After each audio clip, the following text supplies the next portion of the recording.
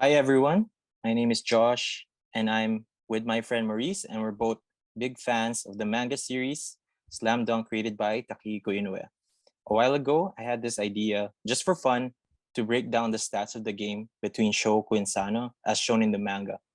And eventually I was able to complete it, but after doing so, I thought, why not take it a step further and do a game analysis like how it's done in the NBA? And so that's just what we're gonna do for this content. Just to give you a glimpse, among the topics that we will cover, we will answer questions like, for one, was Coach Anzai actually a great coach during that match? Second, who should be recognized as the player of the game? And third, among others, in the best of seven series, who would actually win between the two? And there will be more additional topics aside from those. But now, before we head on to the really good stuff, I just thought it would be appropriate to have a quick introduction of ourselves first. And then we will have a brief review of what happened in the match. And then after that, we will proceed with the game analysis.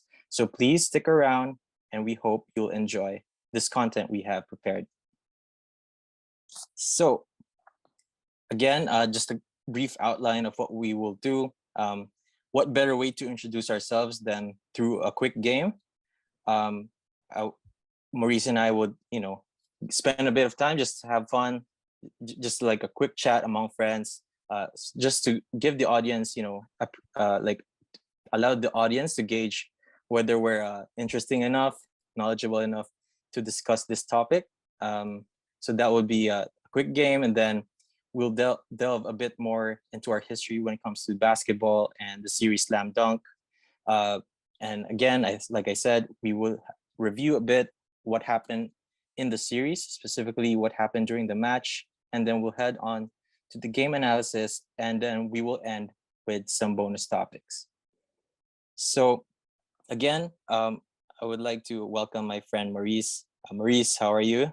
Like I Hello, know hello, we just Josh. talked, but thank you for doing this. Thank you for being down.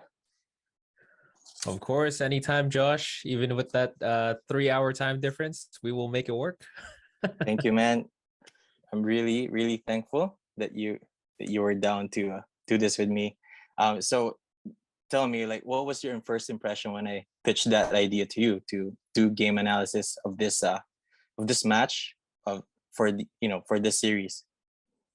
Well, slam dunk has been a big part, I guess, of our childhood, and it's when you pitch that idea to me, it's actually the uh, it's been a while since I've heard of slam dunk, and it was I think the last time I heard of slam dunk was from you as well. So it's Yeah. in terms of like my friends here in Vancouver, I don't really have friends who to talk about slam dunk. So when you pitch me the idea, it's really interesting because it really goes back to our childhood years, looking back to what we grew up with, that nostalgia kind of feeling. So it was yeah, I thought it would be really interesting because especially with the hype, the hype coming in with the new movie that's coming up. Yep. Yep.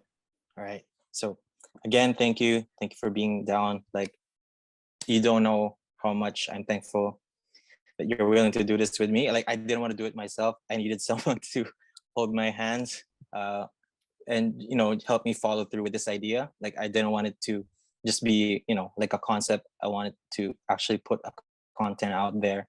So again, thank you. So like I said, what better way to introduce ourselves to our possible audience than through a quick game, which I would like to call 7 seconds or less. Uh, so it's a series of 10 questions. We'll go through each one by one, and then I just at the top of your head, like, give me your answer, and then we'll just go back to each one of them after, just so that I just want your answers first, and then we'll spend a bit of time after, go back and delve a deep sorry go a bit further if needed, expand on our answers. Of course, it's not fun that I already know the questions, but I'll try to chime in whenever I feel it's appropriate for me. So Are you ready for this one? Well, let's go. Let's do it. All right. So again, quick game, 7 seconds or less, 10 questions. So first question for you. Would you rather be good at 3-point shooting or dunking? With some height, I would say dunking. Dunking. Okay. Um, Second question. Down by 1 point and with 5 seconds to go, you have the ball. Would you pass or shoot?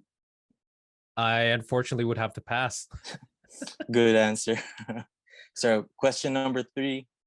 Does offense or defense win games? Definitely defense win games. Question 4. Aside from Slam Dunk, name a favorite series or movie which features basketball. Gotta go with the classic, like Mike. Like Mike? I've never heard of that, but we'll talk about that in a bit. Question number 5. If you're given basketball shoes for free, which pair would you like? Past or present release? Ooh. Pastor, It could okay. could just be like a brand or Probably a pair this of Air Jordan 1s. Air Jordan ones. Question number 6. In the anime of Slam Dunk, which song do you like better? The opening song or the ending song? I think I gotta go with the opening. It's just so iconic. Yeah. 7. Who is your favorite Slam Dunk player from any team? Favorite player, no surprise here, is gotta be Hanamichi Sakuragi because he holds the number 10, and that's my favorite number. Really? Okay. We'll go back again on that one. Question number 8. Who is your favorite basketball player from any league, past or present? Favorite basketball player would have to be Shaquille O'Neal. Question number 9. Name a favorite iconic play or shot. Something that lives in your head rent free. This has probably be I don't know what game this is, but I remember watching this on the television where Kobe shoots that mid-range shot. It was a buzzer beater. Then he gets it in and he runs down the court with his hand out like this. I don't remember what game that was, but definitely that. I don't know as well, but like, yeah, I know that moment. Like that was an iconic Kobe moment. Okay, last question, number 10. Would you rather be called a phenom or a genius? Basically, which sounds better for you? I think I'll go with a genius. Genius. Yeah. Okay. All right. So let's just go over again the 10 questions. You said dunking. Why? Like for the excitement, or like for what reason would you prefer dunking? I mean, I played basketball like in high school and elementary as well. Because how I see 3-point shots, it gives you time to think while you're in midair. Like you can make these minor adjustments to your body that will make you miss a shot or make a shot. It's one of those things that I feel like there's like for me, my personality anyways, I tend to focus too much on the details of some things, and like that effect where, oh, if my shoes aren't tied right, I won't get this I won't be able to do this task that I'm about to do. I won't be able to play my best, kind of thing. So that's how I kind of feel with 3-point shooting. There's a lot of factors that you can change mid-air that could make you make or miss a shot, whereas dunking, you just jump up and and go at the rim. So with a little bit of height, I think I'm more of a I mean, on that rim. Yeah, so I'm not fortunate enough to have a height that would allow me to dunk. So yeah, I'm curious as well what it would feel like what it's like up there to actually reach the basket. But I'm just gonna have to go with 3-point shooting. I mean, just for my personal choice. It's how the game's played right now. It's you can see like in the basketball games today that people are more leaning towards 3-point shooting because it spaces out the floor and it can possibly win games. But yeah, I mean, it's really either one for me. Right. So going back to question 2, yeah, I'd pass as well. Like, I just don't have that Mamba mentality to to actually own it, and whether it goes in or not. Yeah, same as you. I would definitely pass. Doesn't have. I mean, like, it doesn't matter that if you're like a supporter, right? For as long as it equates to possibly winning the game. So yeah, pass for me as well. Number 3, yeah, you chose defense, right? Yeah. Defense because for me defense because if you get how do you put this? How do I put this? Well, for me, when I played defense is one of the things that I really enjoyed when I'm on the court because again, going back to the first question, I'm not really I won't shoot the ball. I won't what do you call this? I won't uh do make any plays kind of thing when I was playing before. It's Mhm. more I got more satisfaction in being able to shut down an opponent and creating that frustration uh from them because if you create that frustration with your opponent that's you'll win the mind game and they won't perform effectively with their offense. So if you play good defense, you know you also trying to destroy their offense, if that makes any Yeah, sense. yeah. Definitely. Yeah, yeah, yeah.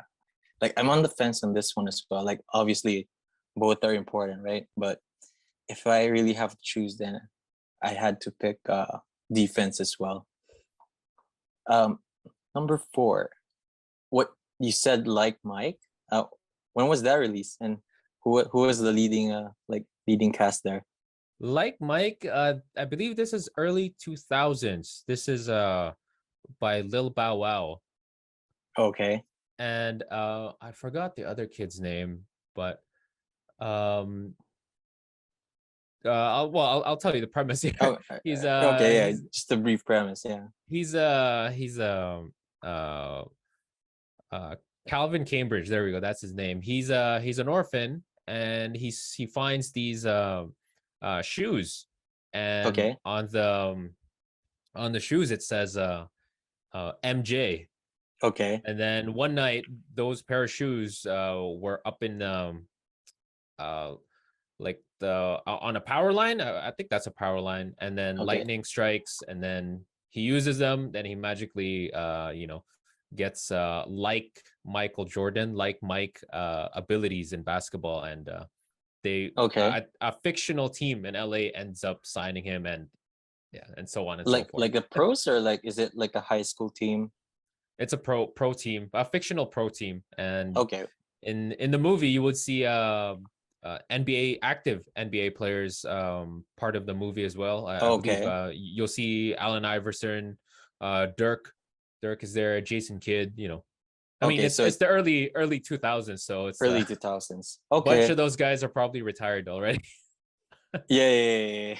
Okay. Yeah, I'm curious about that one. Like, I've never, like, maybe I've heard of it before, but like, I'm not too sure. So yeah, I'll definitely have a look at that one. Um, but yeah, for me, well, so it's not really mainly about basketball, but um, so one of my favorite shows is The Office US, and there's just an episode there where they have a basketball game. So it's between the office people and the warehouse people, and to this day, like, for fans of the show and for basketball fans as well, like, everyone will agree that it's an iconic episode, even though it's from the first season. Yeah, it's definitely an iconic episode. Aside from that, yeah, like, I watch other stuff as well, but I'd say that's the most fun to rewatch for me. Um, yeah, so moving on to number 5. So you said Air Jordan ones, like the origin, like, this is like hypothetical, right? So like, would you like, from the actual year that it was released, 1984, I believe? Or would Uh, you, or are you satisfied with like a replica? Like, I mean, I think I'm satisfied with the replica because um I've always wanted one, but they're just hard to find, or maybe I'm just not looking at the right places. So I think there are some if you look at a Foot Locker near you. I don't, and I mean well, a replica, I mean, right? yeah, a replica will do for me. Okay. I mean, this is completely hypothetical. So like maybe you could have said you wanted original with an autograph from Michael Jordan, but which would sell for millions. But anyway, for me, it would be I think around 2014, the Jordan brand released some shoes that are so it's kind of like collaboration with the Slam Dunk series. So they released a Jordan 6 in red, and it had some designs of some of the scenes in the Sannoh game. So that's, I mean, at the time I didn't have money yet. I was still in the Philippines, so I wasn't able to like secure my own what do you call it? My own pair. But like, if I could go back in time, that's something I would want. Right. I actually never heard of that shoe. Oh That's pretty really? interesting. Yeah, I'm as we speak, I looked it up. So Yeah, man. Like, I mean, it's available in this, in the secondary market, but I don't want to pay, uh, you know, um, additional money just to have it. But yeah, if I could go back in time, that's definitely something I'd want to get. So moving on to number 6, right?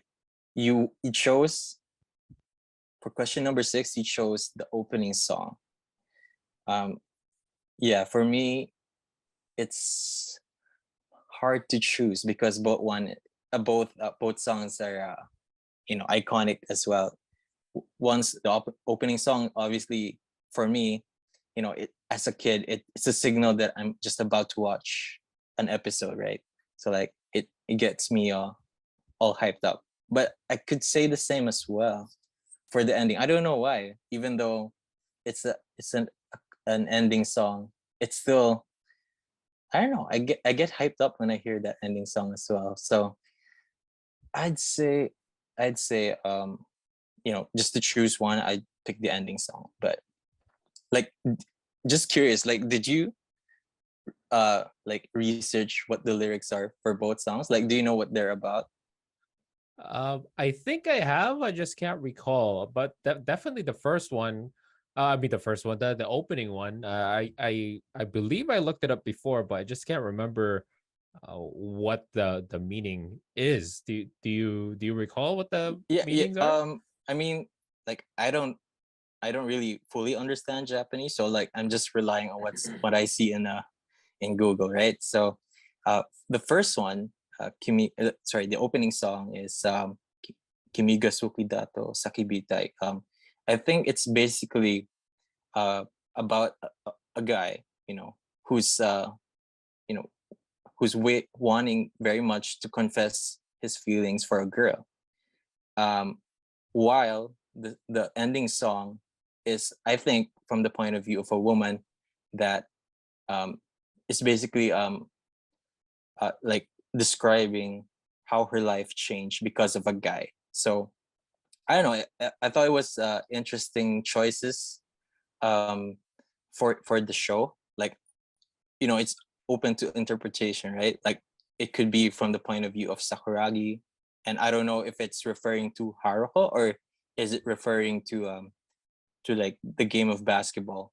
And because like near the end of the series, like for those that read, um he says that I love it, like referring to basketball, instead of referring to Haruko. Because just to backtrack, the very beginning of the series is Haruko approached Sakuragi asking, "Do you like basketball?" So I don't know. It's just an interesting choices to use for the series. Like, again, it's open to interpretation, but upon research, I thought it was cool that those were the meat, like those were the like the messages behind the songs.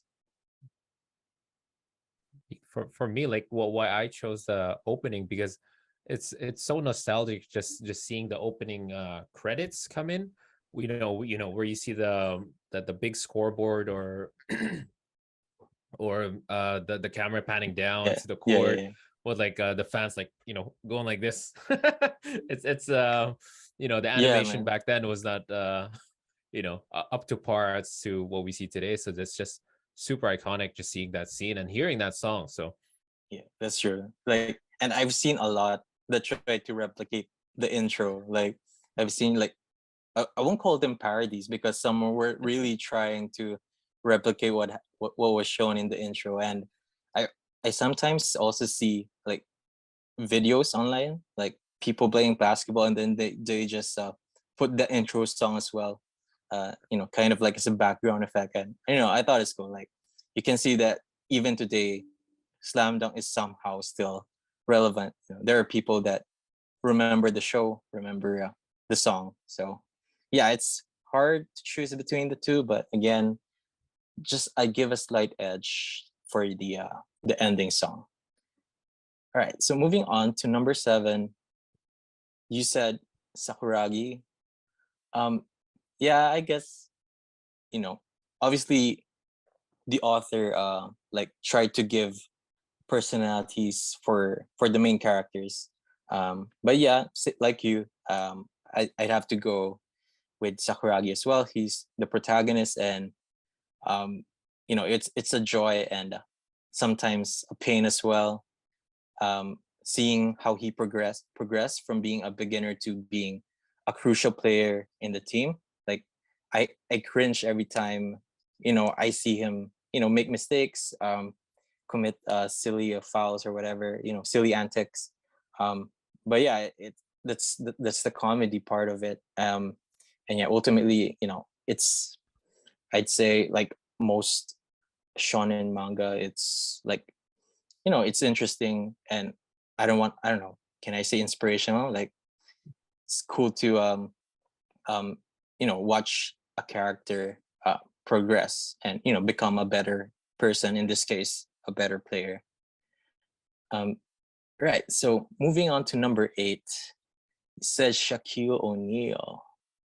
Do you want to elaborate on that? Like at what point did you like realize that, oh, he's my favorite player? And like um did it never fade, like even though, and are you like speaking of the Lakers era, or like in general, like no matter until his retirement? I think, I mean, when I was younger, having grown up in the Philippines, it was always Michael Jordan. That was Yeah, that was everyone's favorite player. Everyone in the Philippines loved Michael Jordan. So yeah, growing up, it was definitely Michael Jordan. But then when I moved to Canada, and when I actually started loving the game was sorry. When I actually started loving the game of basketball was here in Canada. And I guess Shaquille O'Neal became my favorite player, not because of the games that I've seen, but because of his shoes. okay, Because as being an immigrant, and knowing how much shoes cost, like original what do you call this, signature shoes of NBA players, they can get really, really expensive. And back in elementary school, when I was about to play basketball, I needed a pair of basketball shoes. So where do I get basketball shoes? I mean, you can just wear any shoes theoretically with basketball, you know what I mean? Any shoe will work. But then, I wanted a pair of basketball shoes.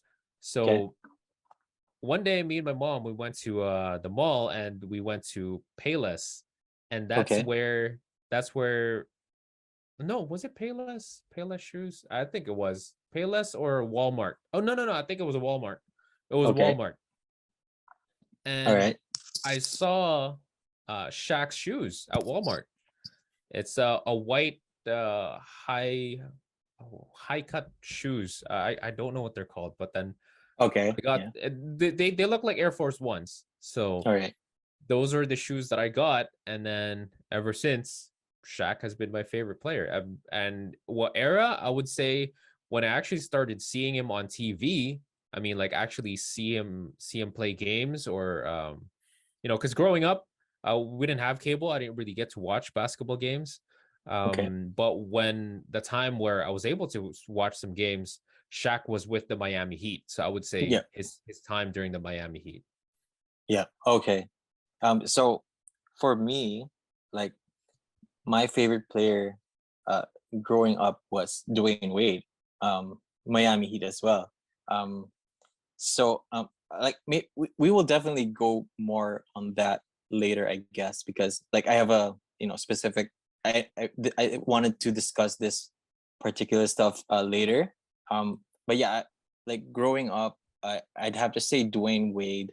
Then it like in 2013, um so obviously I still like Dwayne Wade with LeBron in Miami Heat as well.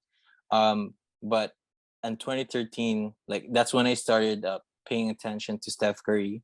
Like after his game against the Knicks, where he scored like 54 points, that's when he was on my radar, and um, I don't know, I just liked his play, like his those uh, those circus shots that somehow go in. And from then on, I just started liking Stephen Curry and the Golden State Warriors. But more on that later, I guess, because again, I want to reserve that topic specifically. So going to the next question. Oh, what happened? No, okay, number 9. Name of iconic play or shot. You said that time that Kobe hit a game winner, and he was gesturing this and with like showing his teeth, right? Like Yes, staring at yeah, the that's the camera. one. That's the one. Yeah, yeah. Yeah. Like I'm not sure as well what game that was from, but yeah, definitely one of those iconic poses by Kobe. For me, I'm gonna have to say uh, the shot by Kawhi against the 76ers in 2019. The finals. Yeah, no, it was what do you call this, semifinals in the Eastern Conference. Game 7, they were tied, um, down to few seconds. He shot from the corner. It bounced for like 4 seconds, and somehow it went in. Definitely one of those iconic shots from that Cinderella run by the Toronto Raptors. Aside from that, a close second, or you know, one of those memorable ones as well is when Ray Allen shot that 3-pointer in 2013 to save the Miami Heat in Game 6 of the finals, and advance to the advance to a forcing a Game 7 with the San Antonio Spurs. Um, right. So now going to the last question, would you rather be called a phenom or a genius? You said genius, right? Yeah, I said genius. Genius. Okay. So the reason for this question is just basically I read 2 different versions of Slam Dunk. Like I don't if you remember, like when we were classmates, I lent you some books, some Slam Dunk copies that were published in the Philippines. So I don't know who translated it, but it could be like could have been translated locally, or maybe within Southeast Asia. So in that in those books, and I think if you look online as well, like I think what was used there is genius versus basing on what the copy I have right now, which was the North American version released by Viz Media. I don't know why, uh, but they translate it to phenom. But like I think the more correct term is genius. I don't know. Um, for me as well, I don't know. It sounds genius is just what I would prefer. And even going back to the anime, the one dubbed in Tagalog, it, uh, Sakuragi calls himself Henyo, right? So I think that's the closer word for genius. So I'm gonna have to go with genius as well for this one. All right.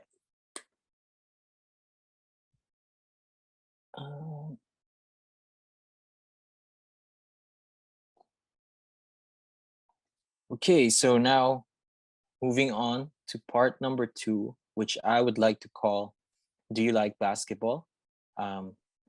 So obviously this is a reference to what Haruko said to Sakuragi in the beginning of the series, and that's how they got to know each other. So I thought it was an appropriate title for us to delve like our history with basketball. So let's start off with like by asking, I want to ask you, Maurice, what are some of your earliest memories of basketball? Like, at what point would you say that you started liking basketball?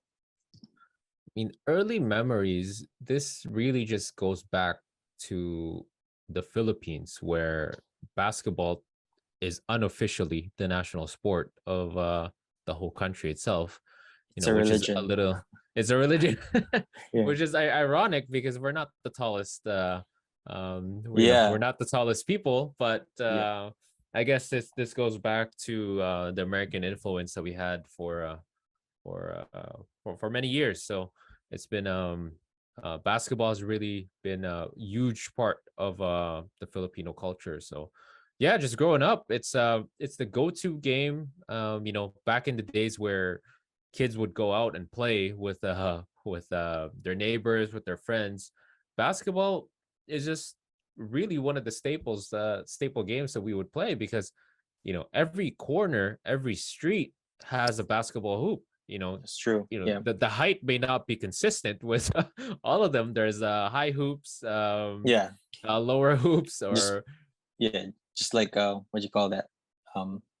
Made up with whatever's available, right? Yeah, exactly. You have it's not like your standard hoop.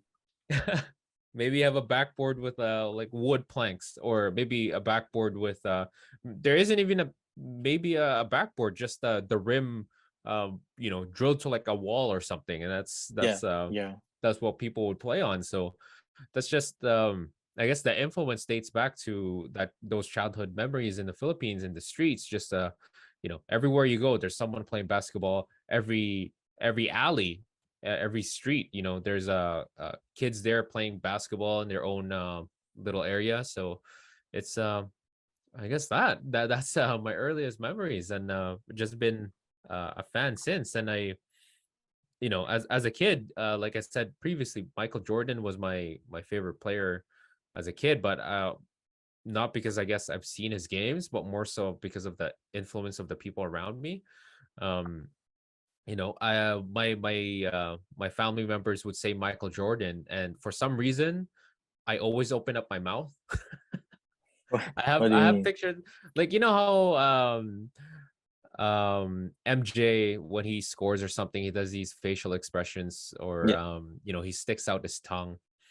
I think I was imitating that when I was younger, because really? I can't recall if those actual memories, but that's what my parents, my relatives would tell me when I would see these pictures of me with just my mouth open with my tongue out. They'll be like, "Oh yeah, we were saying Michael Jordan, you're opening your mouth and sticking your tongue out." Okay, all right, that's cool, man. But like, what would you be able to recall? Like, was your first time like watching the NBA, or maybe even the local league in the Philippines, the PBA? Like, do you remember an instance like in your childhood wherein you got the chance to watch? With the Philippine basketball, I would say no. I never really had I guess a chance to watch. I would say the time when I really was immersed in basketball, where as to say, ball is life, where the time when ball became life for me was back in grade 6 here in Canada. Okay. Because the reason for this is when I moved to Canada, I was immediately put in grade 4. Okay. In the elementary system here, there's 4 sports that you can participate in: track and field, cross country, volleyball, and basketball. But basketball and volleyball is only available for grade 6 and grade 7. So, Mm. for from from grade 4 and grade 5, I was only doing track and field. So after 2 years, when you enter grade 6, there was like that eliteness of being able to play in basketball now, being able to play volleyball. Um, Okay. so I guess that was the time when ball became life, because also when I entered grade 6, um, I met a few friends who are Filipinos, and they just played basketball all day, every day. So Okay. that was the I guess that was the time I reconnected to my roots with So basketball. grade 6. Grade 6, yes. Okay. Guess that's cool, man. Um, for me, like I don't know if you would recall, but um, in the Philippines, um, the teams in the PBA are like based on mostly brands of products. So like I'm gonna say around 2000. Um, I like the Pure Foods team. Like obviously for the Filipinos, they would know. Um, and at the time they were endorsing those red hot dogs, which I was eating as a kid.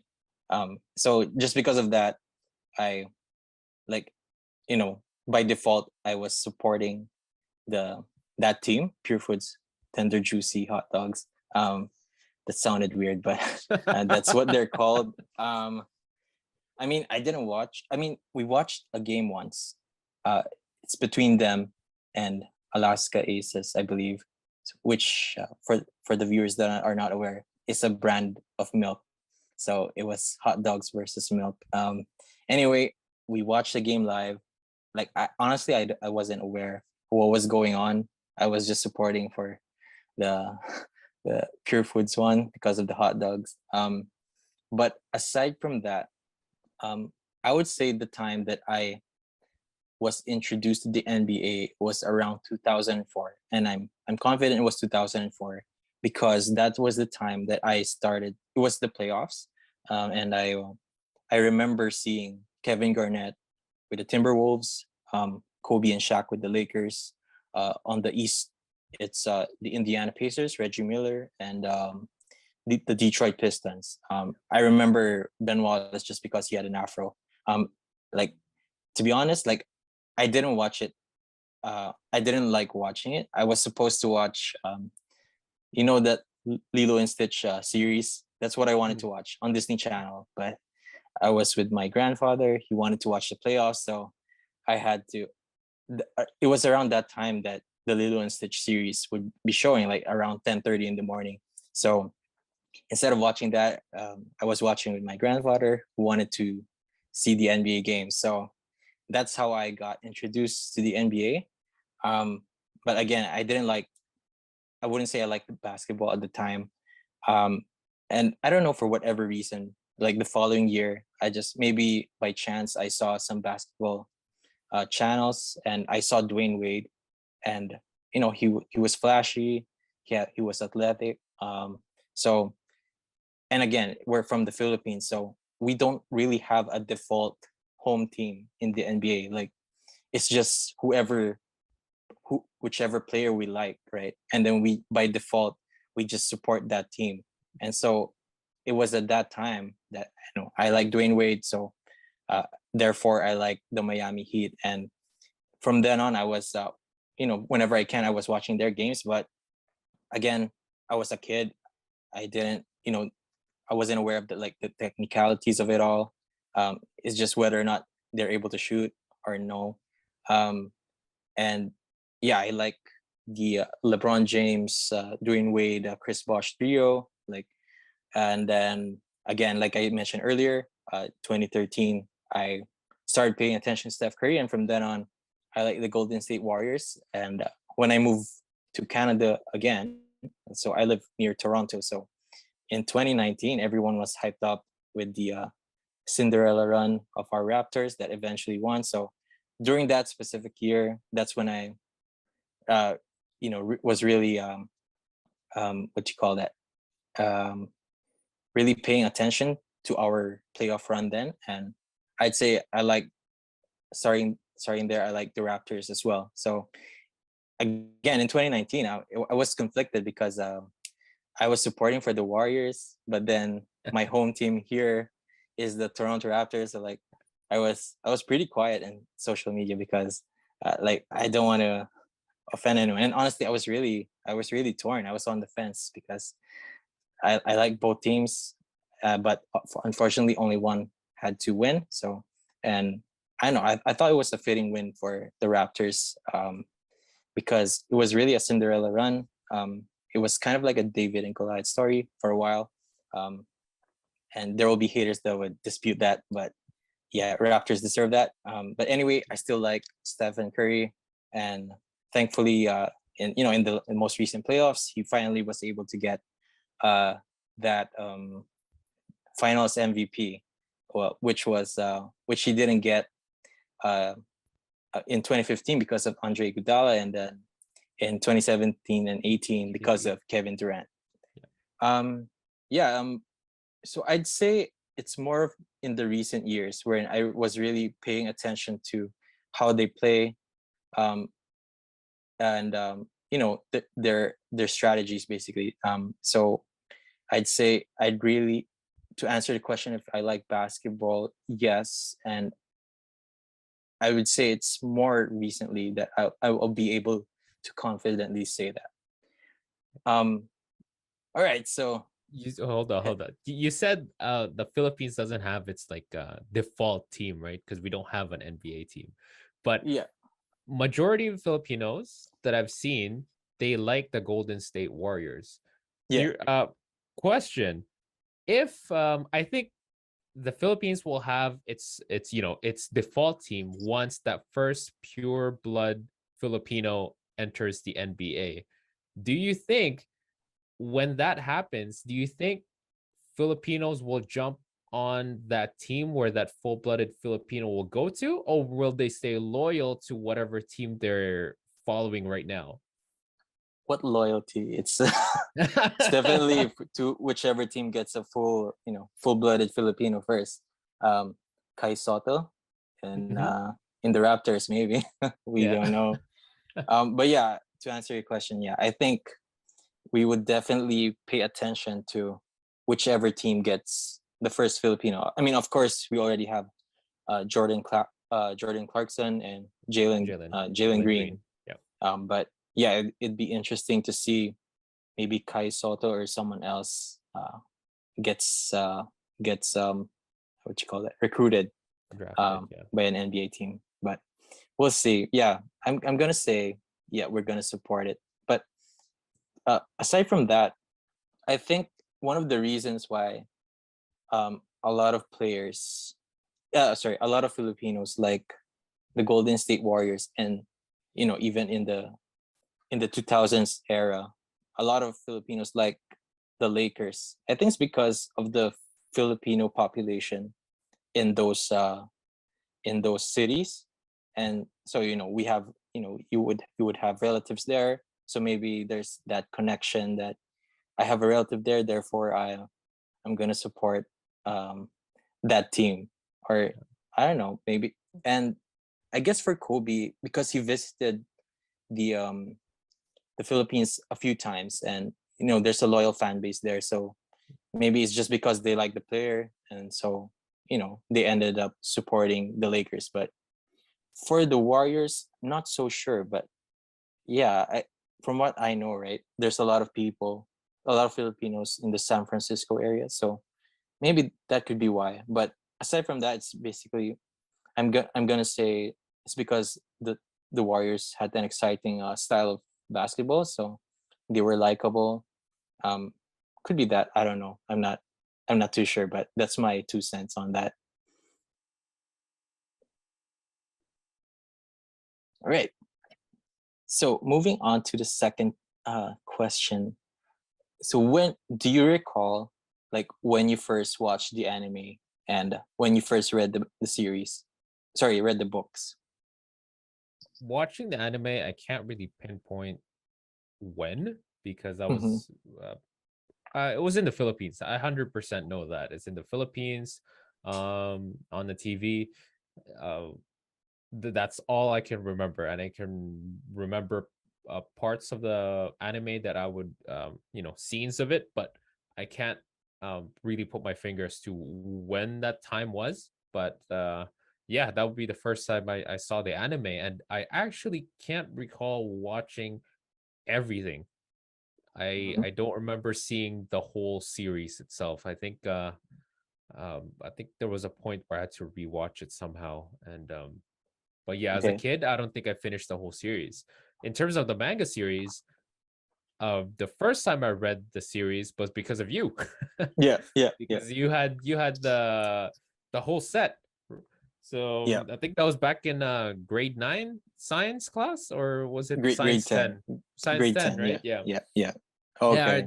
that's the first time I read the manga series, because um I think one of the reasons why I read it so late is you can't really find it anywhere. Yeah, Like that's true. as a kid in the Philippines, 2000, I moved here in Canada when I was 9 years old. You know, like 2005, I think. let's Or 2003, I think I moved. Yeah.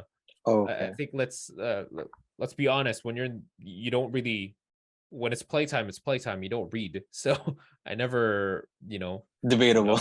I never. Oh no, debatable. Yeah, for my case, anyways, it's Okay, yeah. I never had a big interest in reading when I was younger back in the Philippines. I never, asked my parents, maybe we could find these set of books to read. And Okay. once you come to North America, it's hard to find. It's hard to find the manga series. Like even now, when I became a teenager in high school, I would go to little bookstores where they sell manga books. I would always look for Slam Dunk in the S section. I Okay. know they're not gonna be there, but there's that little hope Hope, that hope. it might be there every single Okay. time. And I get disappointed every time, but I know it's not there, but there's that little hope that maybe it's there. But yeah, Okay. reading the series, it was because of you. Yeah, yeah, I remember bringing those books. And for a moment, I thought it was gonna get confiscated. Luckily, our science teacher wasn't too, how would you call it, strict. Not So strict. Yeah. she let, I remember she let you go. Like she caught you reading during one of the classes.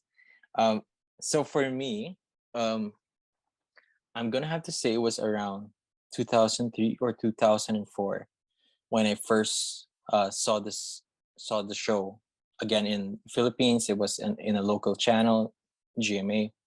Um, but the funny thing is, I wasn't. I was actually gonna watch. I wanted to watch Ghost Fighter, or I think it's Yu Yu Hayusha. Eugene. I I don't know the Japanese name for it. Like it's not really Ghost Fighter in um I think it's called Yu Yu Hayusha. Could be wrong. Anyway, that's Inuyasha. what I wanted to watch. That's what I wanted to watch.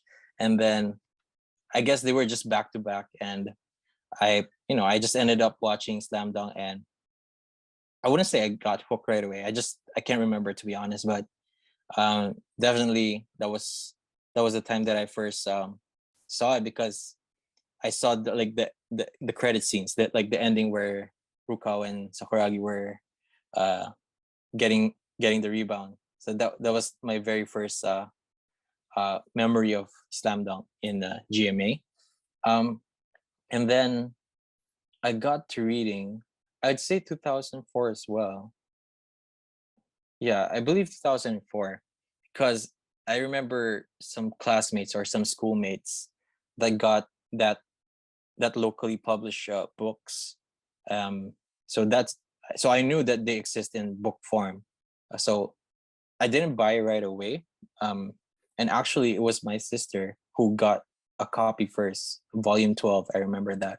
And one time we were just in National Bookstore, a bookstore in the Philippines, and and then I just saw volume 10, and that was my first book, and I decided I wanted to collect the series, or at the very least, collect whatever I can at the time. So I'm confident it was around 2004 when I started reading the books, and over the years, whatever I can find in like magazine stands or bookstores, I eventually was able to complete the series. Um, and then mid in around 2013, when I found out that there's a North American version, like because in the Philippines, whatever's sold in North America, that's what's available as well in the comic shops and bookstores in the Philippines. So when I found out that there's a version published by Viz Media, a popular, a popular publisher for manga, so I decided to collect those ones as well. And yeah, that's and by the way, that's what we're gonna base our analysis later on. That's in case there's any dispute, whatever. It's whatever showing in the North American version. That's what we're gonna use as reference. So now moving on to the next one. So today, in what ways are you still immersed in basketball? Like, like for me, I'm like I some like not like I used to, but I recently I've been playing 2K in my PlayStation 4. Um, yeah, and again I've been watching the NBA playoffs, or maybe even the regular season whenever I can. But it's around the playoffs time where I'm really paying attention. So what about you? Like, how can you say you're still immersed in basketball? Do you still play? Well, no. I mean, No, I'll no. play. I'll play if my friends ask me to play. Like, well, we're Okay. we're Yeah. hanging out at a park and like, hey, let's play basketball. Sure, I'll be down to play. But if the frequency compared to back in high school, of like very last I played basketball was probably 2 years ago, a year or 2 years ago. So it's whereas when you could compare me grade 6, grade 7 in elementary, playing before the bell rings, recess, lunch, then after school, playing all day, every day. But now I guess it comes just have no time with playing, and just having, I guess, the because me, when I play basketball, I want to play with my friends. I don't really like playing with uh I guess other people. I Okay. don't know if that's that kind of sounds bad, Yeah. but No, but no, no, no. I get it. I get it. Like I like, you're not comfortable playing with like strangers, right? yeah, I like playing with the people I already know. So, and Yeah. with you probably know how like life is here abroad in Canada. You don't really have uh the your schedule and your friends' schedule probably won't match up. So it's hard to even have a set of guys come out and play basketball or something. So Yeah. yeah, I would say People. just not immersed in that. And in terms of the NBA, I just follow, I just follow them on social media, look at highlights, but um I just, I guess, never had the time to watch a full game. But like you said, once the playoffs come, you pay a bit more attention to it. Yeah. But Yeah. Because I there's mean, something on the line now. Like when it yeah, comes to the exactly. playoff. Yeah. And during the off season, I would every now and then just look at the trade Past videos. talks, Oh, the oh the, yeah. the, Yeah. the trades, yeah, and just see what uh sorry, see any changes with the league. And yeah, I would listen to a few not podcasts, but like shows on ESPN, Yeah. uh like just commentary about basketball. I would listen to that when you know when the playoffs is around, so because that's when the talk gets interesting. So Yeah. Yeah. Yeah. yeah. Okay.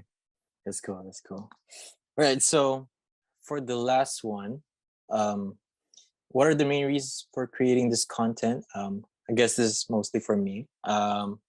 So there's a lot of reasons why I decided to like pitch this idea to Maurice for us to do this.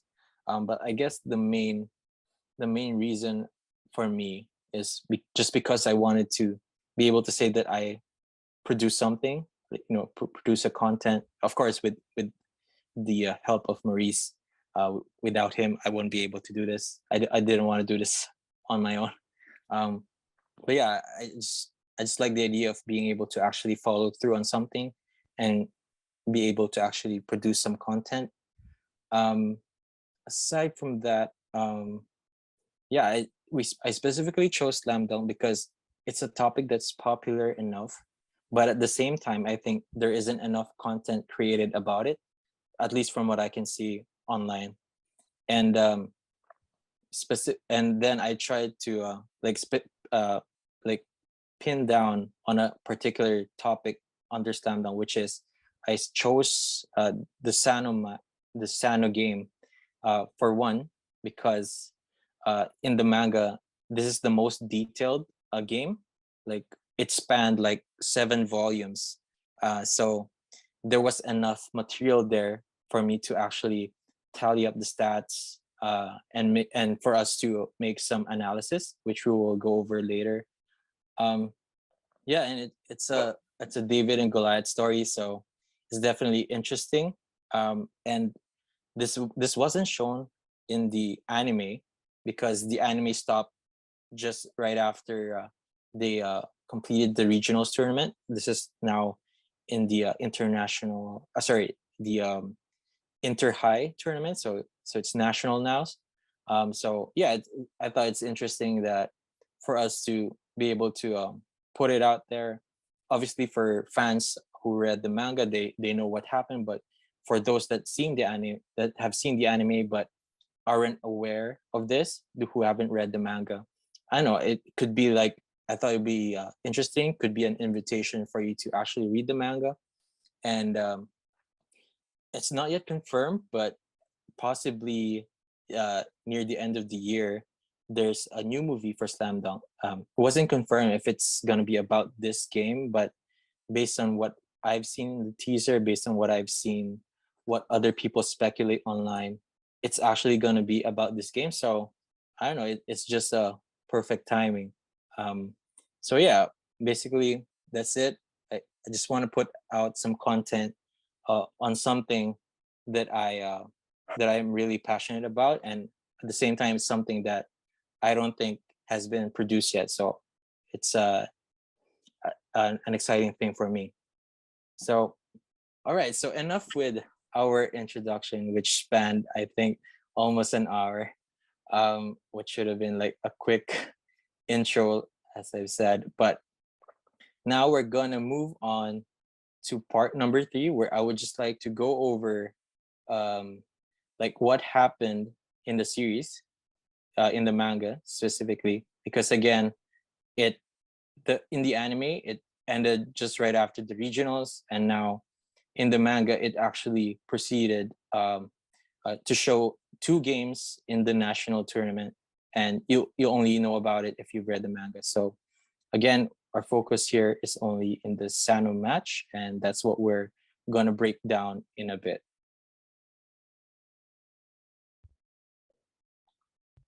Right, so moving on now to part number 3, replay review. Um, Again, I just want to summarize what happened in the series. So for what we're gonna do in this content, the analysis part, again, we're gonna focus only on the Sannoh match, which is in the North American version released by Viz Media. It spanned from volume 25 to 31, which is all of those covers shown on the second row. Um, the anime stopped in volume 22, but I'm just gonna give a quick review of what happened, just to uh, you know as a refresher for everyone in case people forgot what happened. So in volume 21, um, this is This showed the end of the match between Shohoku and Ryonan, their rival school, and Shohoku was able to win and advance. They're the second team aside from Kainan to represent the Kanagawa prefecture and advance to the national tournament of the senior high basketball category. It's also in this volume wherein we get a glimpse of the other teams in other regions. But unfortunately, we didn't really get to see play in the series. But it was cool to see the world open up a bit for the series there. Um, in volume, in volume 21 as well. This is where Coach Anzai kind of actually it was between volume 21 and 22 wherein Coach Anzai challenged Rukawa to become the number one high school player in Japan. So the regionals was like 3 months into the story, and they had 1 month to prepare for the nationals. So they had within that 1 month they had their training. So in retrospect, like when you watch when I read and watch them play in the nationals, it's at a higher level compared to what we saw in the anime against the regional teams.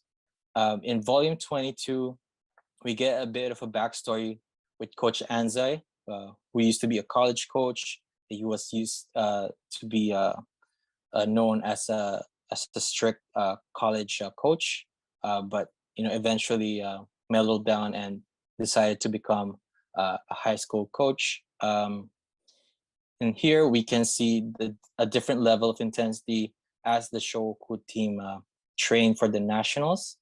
And aside from training within the team, they also had some scrimmages with a different school. Well, at least most of the team did. This is where Sakuragi stayed behind with Coach Anzai to train on his jump shot, because Coach Anzai believed that if they wanted to advance, and possibly win the nationals, Sakuragi needed to be an offensive option. So I guess that would be the highlight in volume 22. Now, volumes 23 and 24, this is where they went up against a team called Toyotama. I liken them to the Detroit Bad Boys because of their physicality and dirty tactics. It's actually a fun game. Fun arc. And unfortunately, it wasn't shown in the anime, and I don't think it's gonna be shown in the movie that will be released later this year for Slam Dunk. But yeah, for anyone that hasn't read it, it's definitely a good read. It's one of the funny ones. Sakuragi did some silly stuff here. Definitely memorable for me. Oops.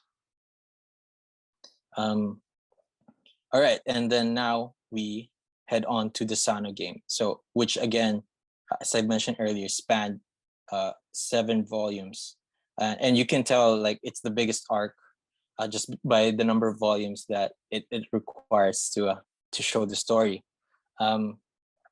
So volume 25 is really where we really get a better idea of what Sannoh is, because it wasn't really mentioned in the anime, and I really think that the author was just made it up along the way, right?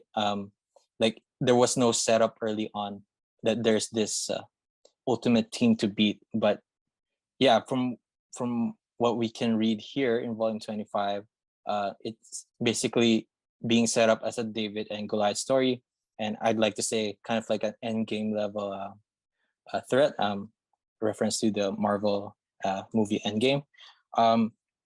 So let me just look at my notes here real quick. So here, Sannoh is basically described as a dynasty team in Japanese high school basketball. they've been perennial champions. And what I know for sure is that in the previous year in the story, they were the champions, and in the semifinals, uh, they they defeated Kainan, which we are familiar with. They're the team that beat Shohoku in the regionals. Um, but so this is like the first first what you call it uh, first benchmark of how, for us to gauge of just how of how high up this team is, of like how difficult it would be to go up against them. So it was described in the series in volume 25 that that the Kainan team in the previous year is actually better than the Kainan team that Shoku faced in the current year of the series. And on top of that, it wasn't just a close like like a, like a close game. It was actually a complete what you call it a complete trashing. It was, I believe, a 30-point difference at the end of it. Um, 113 to 83, and Sannoh defeated Kainan by a 30-point difference in the semifinals of the previous year. That's where Kainan made their exit.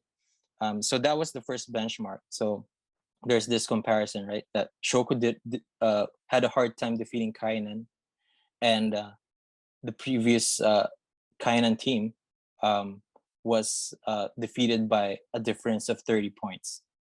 And then aside from that, um, uh, 3 players from that championship team from the previous year are still in their starting lineup. So Fukatsu, the captain, pretty much I would say kind of like a Magic Johnson style, a pretty calm player, but he knows his game. He can go up against Maki pretty well. Maki being referred to as the Kanagawa #1 player. And here as well, we based on in volume 25, we are told, the readers are told, that Sawakita, the ace player of Sannoh, is currently the #1 high school player. He and then aside from that, it's not mentioned in this volume, but their center Masashi Kawata is would be later on in a different volume be what you call this one the college player scouting for Akagi said that Masashi Kawata could possibly be a top 3 center right now if he were to play in college. So with these things, it's another layer suggesting that this could be like a big battle. And then the third one that I want to mention is the night before the game against Shohoku, Sannoh, who didn't want to be complacent and belittle Shohoku, they set up a scrimmage with alumni players. So previous Sannoh players that are described as that could be college all-stars. So they formed a group that they believe could play a similar style to Shohoku, and they made them play against the current team. And the current team won 46 to 24. So with all these things, again, it was set up as again as a David and Goliath story, as an end game level match. Now, so but Coach Anzai had a plan. He came up with some plays, and interestingly, Shohoku started off pretty well. Actually, instead of describing it, let me pull up right now the Google spreadsheet that I would like to share here.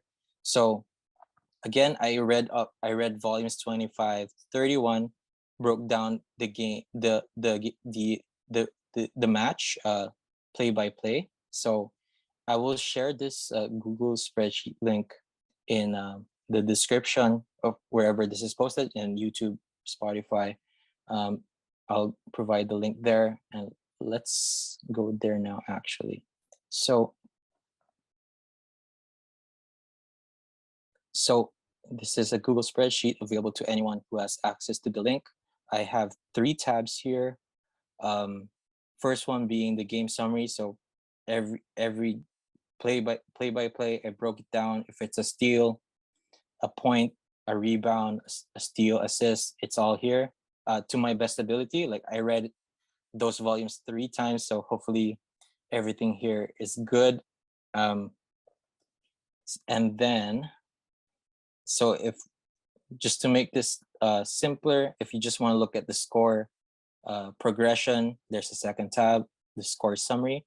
So this is just whatever was actual points that were converted. And then later on, we'll go over the third tab, which is the box score. So this is the summary of the stats, but just want to go back to the score summary here. So with Akagi and Rukawa, scouted well and showing, great skills in the match against Toyotama, Coach Anzai anticipated that they will be heavily guarded, and Sannoh would anticipate that Akagi and Rukawa would be the ones to start the offense. So Coach Anzai thought, why not start with like a surprise attack with Sakuragi completing an alley-oop with the pass from Miyagi. And then after that, they focused on Mitsui, who actually converted 3-pointers in the first half. And then after that, so Shohoku's biggest lead was 7 points in the first half, 19-12. Then Sannoh introduced a new player, Mikio Kawada, who's a freshman, who's tall and very huge, who's described as a sumo wrestler. And he was pitted against Sakuragi. Eventually, Sakuragi was able to stand his ground and hold his ground, and pretty much hold Kawada to just, I believe, 4 points here. And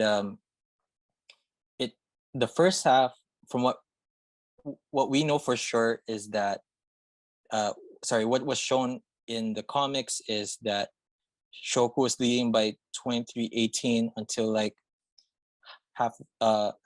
the middle portion of the first half.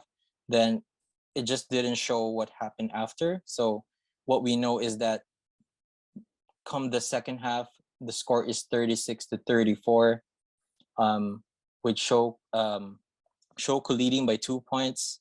So with this, we don't know who scored Shohoku's 13 points, and we don't know who scored Sannoh's 16 points.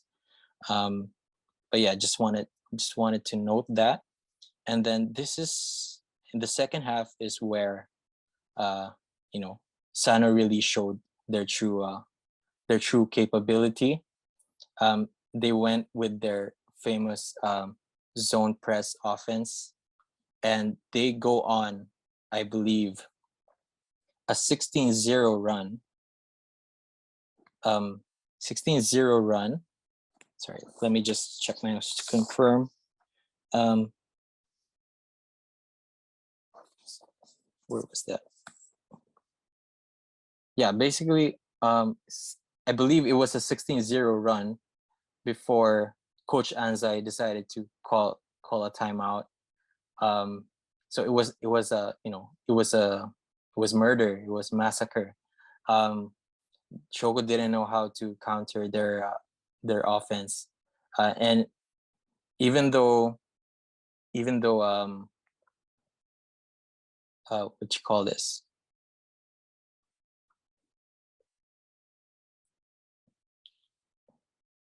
And so after that point, Coach Anzai decided to make a bit of changes.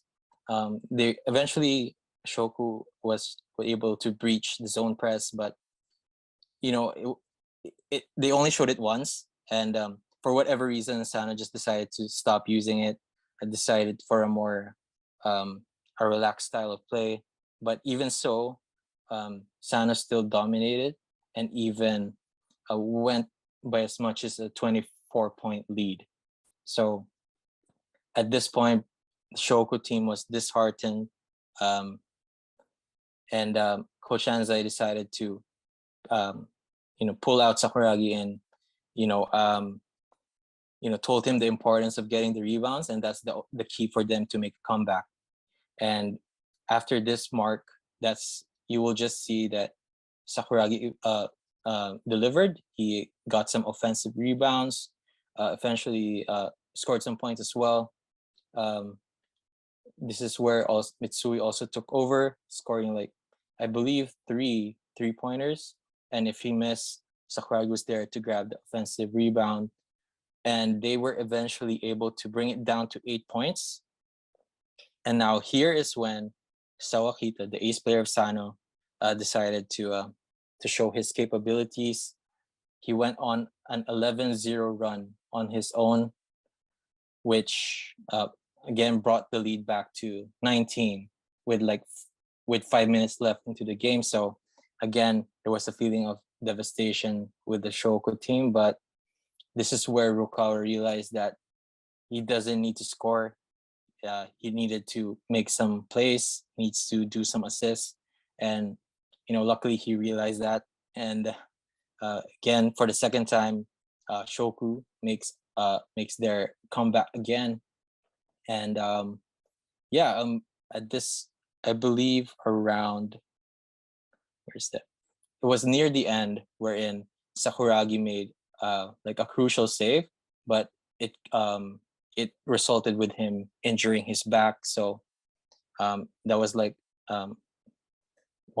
another obstacle in their way as they make their comeback. But eventually, as we all know, Shohoku won that game. But yeah, basically that's what happened. By luck and by everyone pouring their hearts out, Shohoku clawed their way back through two comebacks, and they defeated. They did the impossible. They defeated the Sannoh team, the ultimate team to beat in high school basketball in Japan. All right, so that was just a review of what happened. Now I believe it's a good time. Sorry. So again, this link is available in whatever platform this content is on, YouTube or Spotify. So I will make that available for you. I want to share it with fellow fans and possibly new fans as well. So now we head on to the really, really good stuff.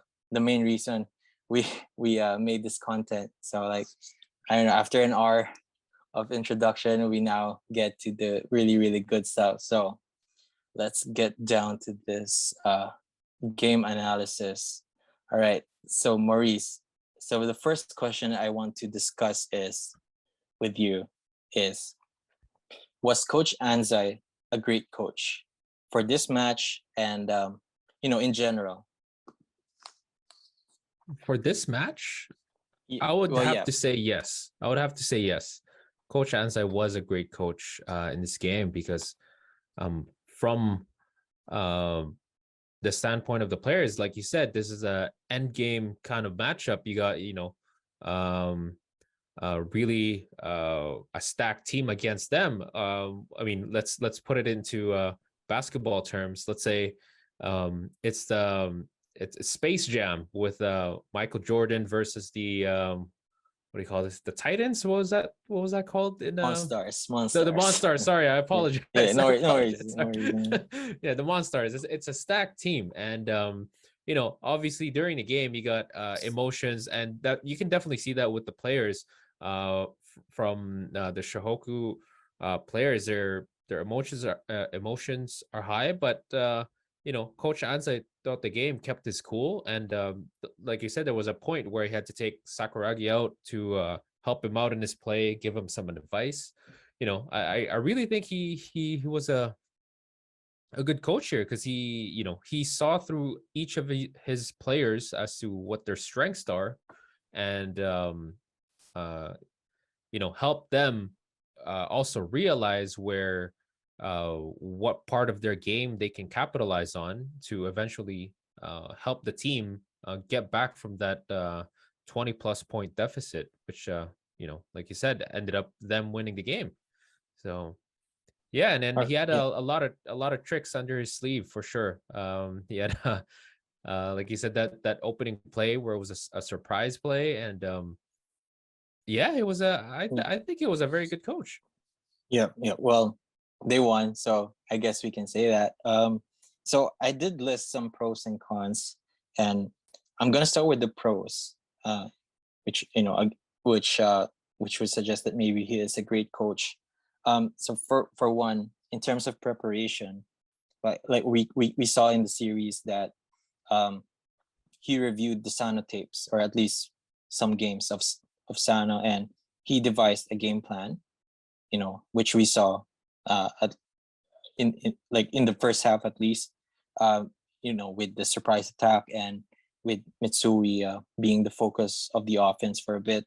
He scored some he scored some 3-pointers, some important 3-pointers in the first half, which helped them maintain a lead leading to the second half.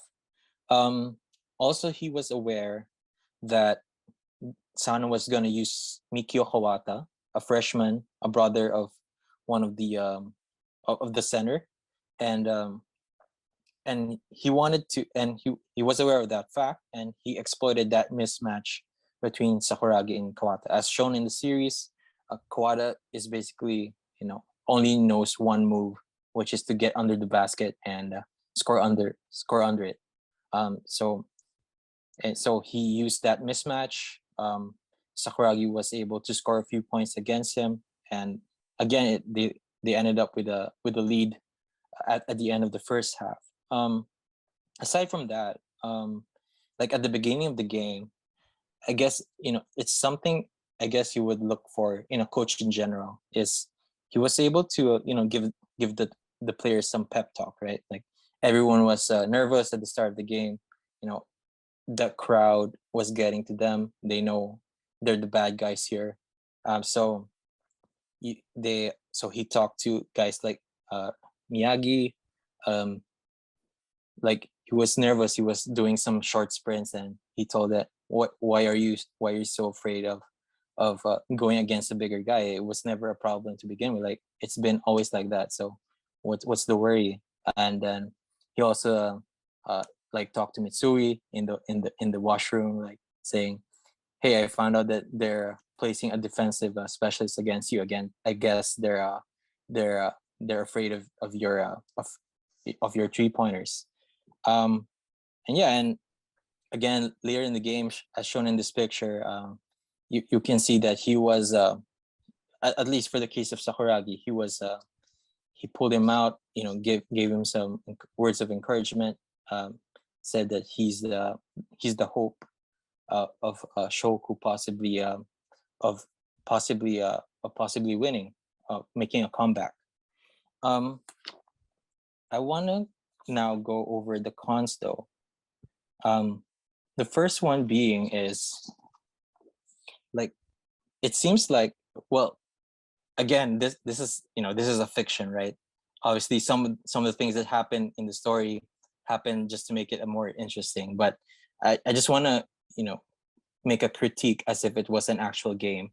And the first concern I have is, like, it seems like he was clueless with, like, the Shoku didn't have a plan to counter the zone press in the second half. Like, he waited for Sannoh to, like, what was that, make a 14-0 run, and after that 14-0 run, so Shoku is down by 12 at that point, before he decided to make call for a timeout. But just before they actually head into timeout, Sannoh scores another 2 points, and they also have a bonus free throw. So what they were down, what was this? 15. Sorry, yeah, sorry, 14 as they head into the timeout just before the free throw. So like, I don't know, like if you're a coach and if he watched the plays, the previous plays of Sannoh, like I don't get why he wasn't aware or of how to counter that like early on, and like why did it take so long for him to call for a timeout. In the NBA today, like what I notice is if the opponent goes on a like 7 or 8 9 point run, that's when you call a timeout. You want to break the momentum, right? So I don't get why he had to wait for so long to actually call a timeout and come up with a game plan. Um, but in the series, they play by different rules. So I don't know if it's because they had lesser timeout opportunities, or I don't know. But that could be my guess. In the NBA, right? They have like, I don't know, 6 or Yep. something like that. But Yeah. I guess because it's a high school game, they had less timeouts. I'm not sure. Another thing is the communication issues, which I observed. So kind of related to the first point, like even if you don't call a timeout, like he can actually make some calls on the sidelines, right? Like you know, you'd see in the NBA, like angry coaches on the sidelines, making some giving some instructions, like of like how to counter the opponents, right? So like he was just sitting there, like he was pretty calm throughout, like It was and passive the whole time. yeah, and this is actually how he has been for like the past matches, like what we saw in the anime. So like again, this is fiction, this is a manga. So like obviously there's a reason why he just remained quiet. Maybe his personality. I guess it could uh go back to his time where uh, he was reminded of his college player who went to the US and died, and I guess he took the blame for it. So maybe that's why he shifted into a more calm and calm demeanor. I don't know. But yeah, I mean, if I were to critique it as a like an NBA game, like I think he should be more vocal on the sidelines. He didn't need to wait for a timeout to give out instructions. He only talked to Sakuragi, and that's when he pulled him out. Um, uh, for the rest, oops, my bad. Um,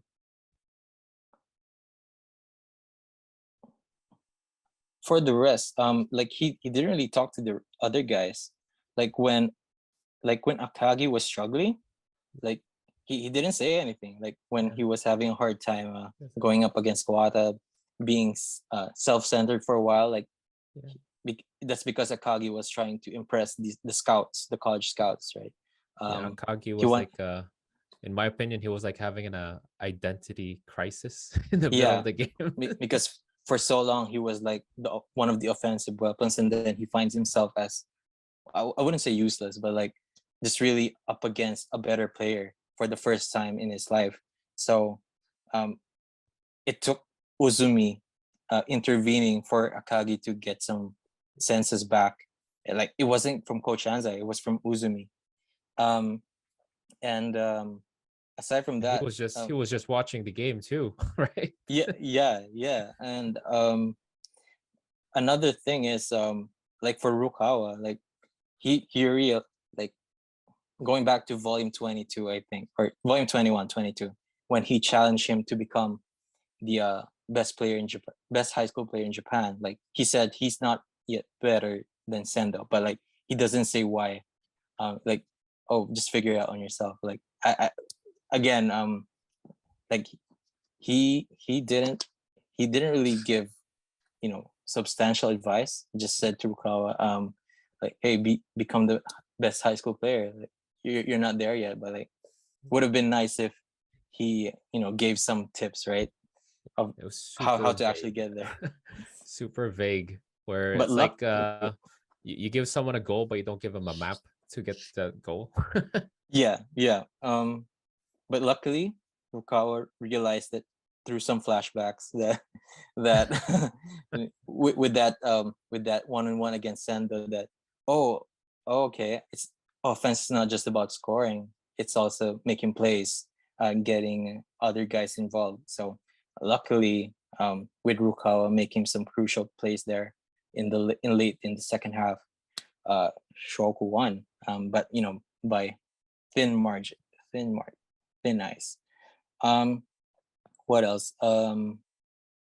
So another thing is, so we saw that Sakuragi dove for the ball, right? And like he injured his back.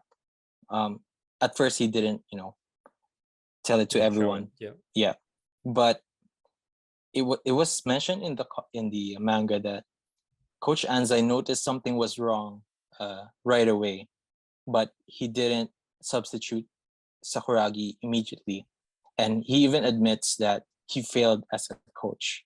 Um, so I'm bringing this up because wouldn't this be considered as negligence? Like these are high school players. They're basically kids, like maybe I don't know, around 17 years old. So like, and this is just a high school game. Like, um, I choose if I were the coach, I'd choose.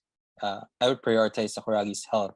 Like, doesn't matter if they lose, right? Like, this could be, well, I would like to make the presumption that it could be, very serious, right? But um, it didn't look to be. But I'd take like I'd be more on the safe side, right? Like, I if I were the coach, I'd pull him out. Like, doesn't matter if they lose. Yeah. But it's part of again, it's part of the story that Sakuragi said, this is my moment of glory. So like, let me stay. Yeah, Um, like with high school games too, they're like with this game anyways, they're playing for pride, right? It's not there's no prize money at the end of yeah, it's um just the school game. pride. Yeah, Yeah, they're just playing. So it was a I think it's negligence. I mean, like young players, like let's put this in perspective with like let's say you put that in that scenario in an actual high school game today. Yeah, you could really damage someone's career, their future yeah, for for that injury, no matter how big or small. I mean, this happened in like the NBA, right? I don't know if you recall Isaiah Thomas from the yeah, Boston yeah, Celtics, where yeah, he played through an injury during the playoffs in Boston. Then where is he now? He doesn't have a team. yeah. From Moving what from I one team to another. Yeah. yeah, so Well, the Celtics let him go. Like, no loyalty there. yeah. They did him dirty, man. Um, but I guess like I just want to point out that yes, it's negligence. Like for me, it was negligence. But I just want to point out that near the end, like in the last few seconds, um, Coach Anzai did notice that Sakuragi was lagging, that he's struggling. So like he was actually planning to substitute Sakuragi near the end. So like even though he's still important, right? So um but yeah, I guess that's that wasn't complete negligence. Like he's testing the waters, like if Sakuragi can actually still play. But yeah, again, um I personally, if I was the coach, like I wouldn't even gamble on that. Like I prioritize health over everything. It's just a high school game. Could be, I get it that Sakuragi considers it as as his moment of glory. But yeah, as a coach, I would treat that as negligence. So I wouldn't have let Sakuragi play that out. So, all right. So to wrap up question number one, would you still say that Coach Anze was a great coach, having gone through? I mean, after having discussed the cons.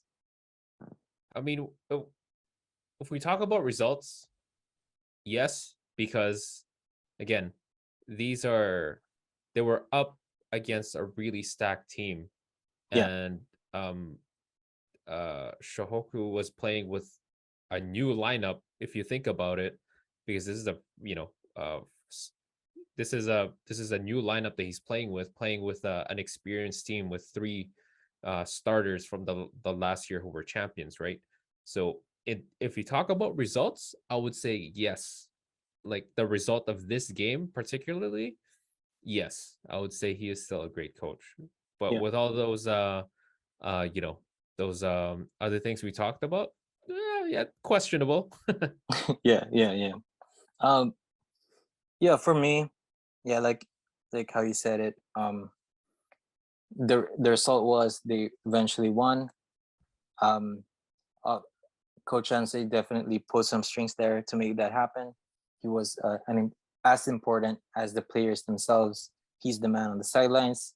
He eventually called for some plays, some strategies that allowed them to get a win.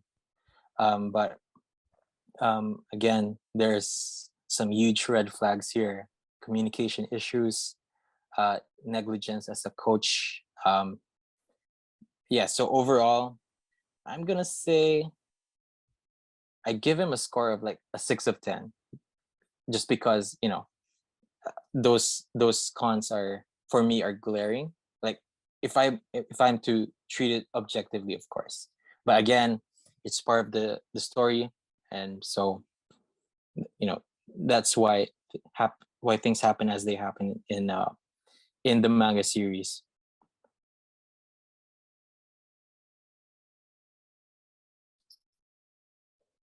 All right, so moving on to question number 2, and question number 3 is related to it. So question number 2, what went right for Shohoku?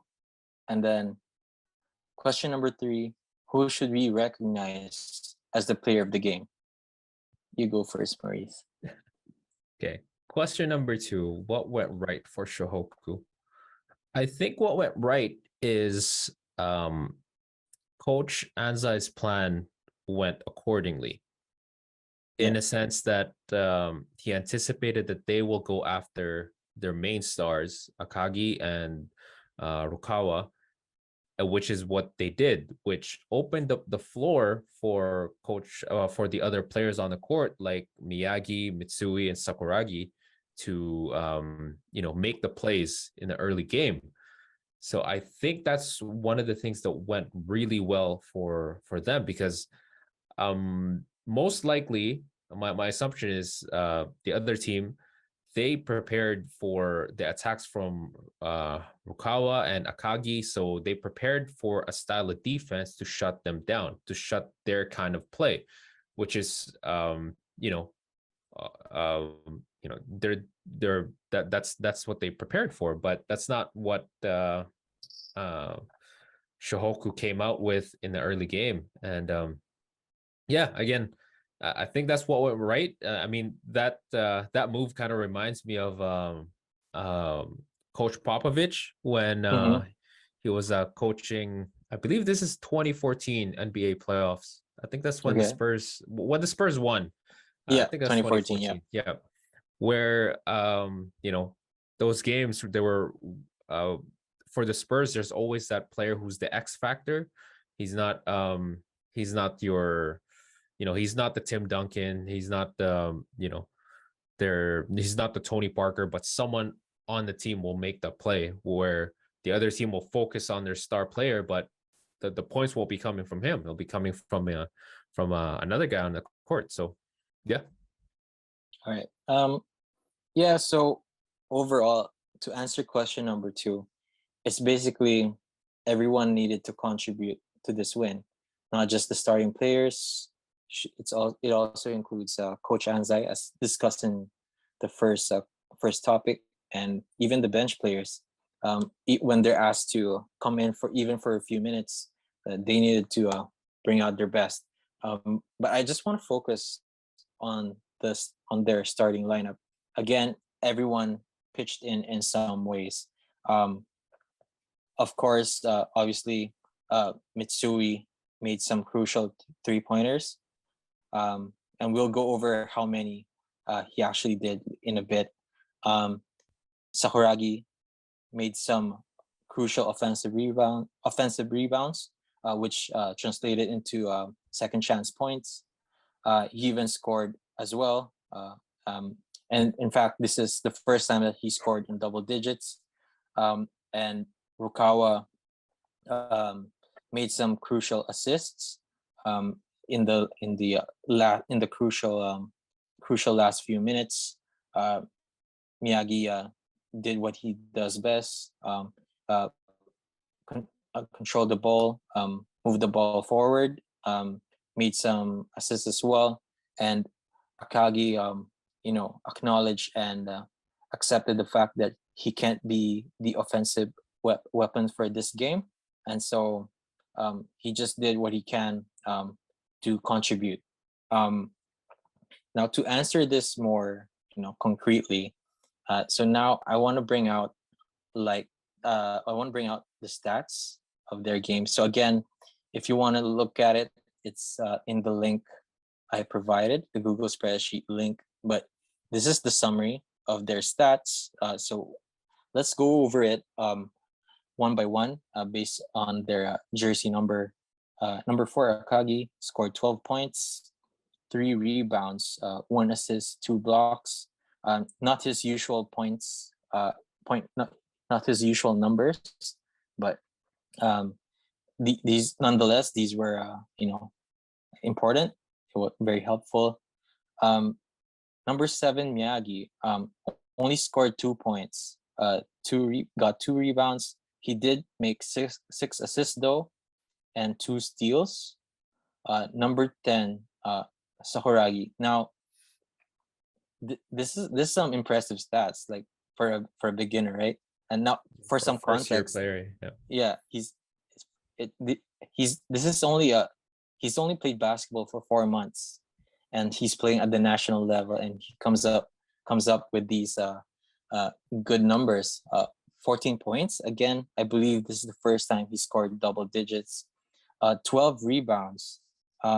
If I remember right, I could check the Google spreadsheet link. Let me check real quick. Sakuragi.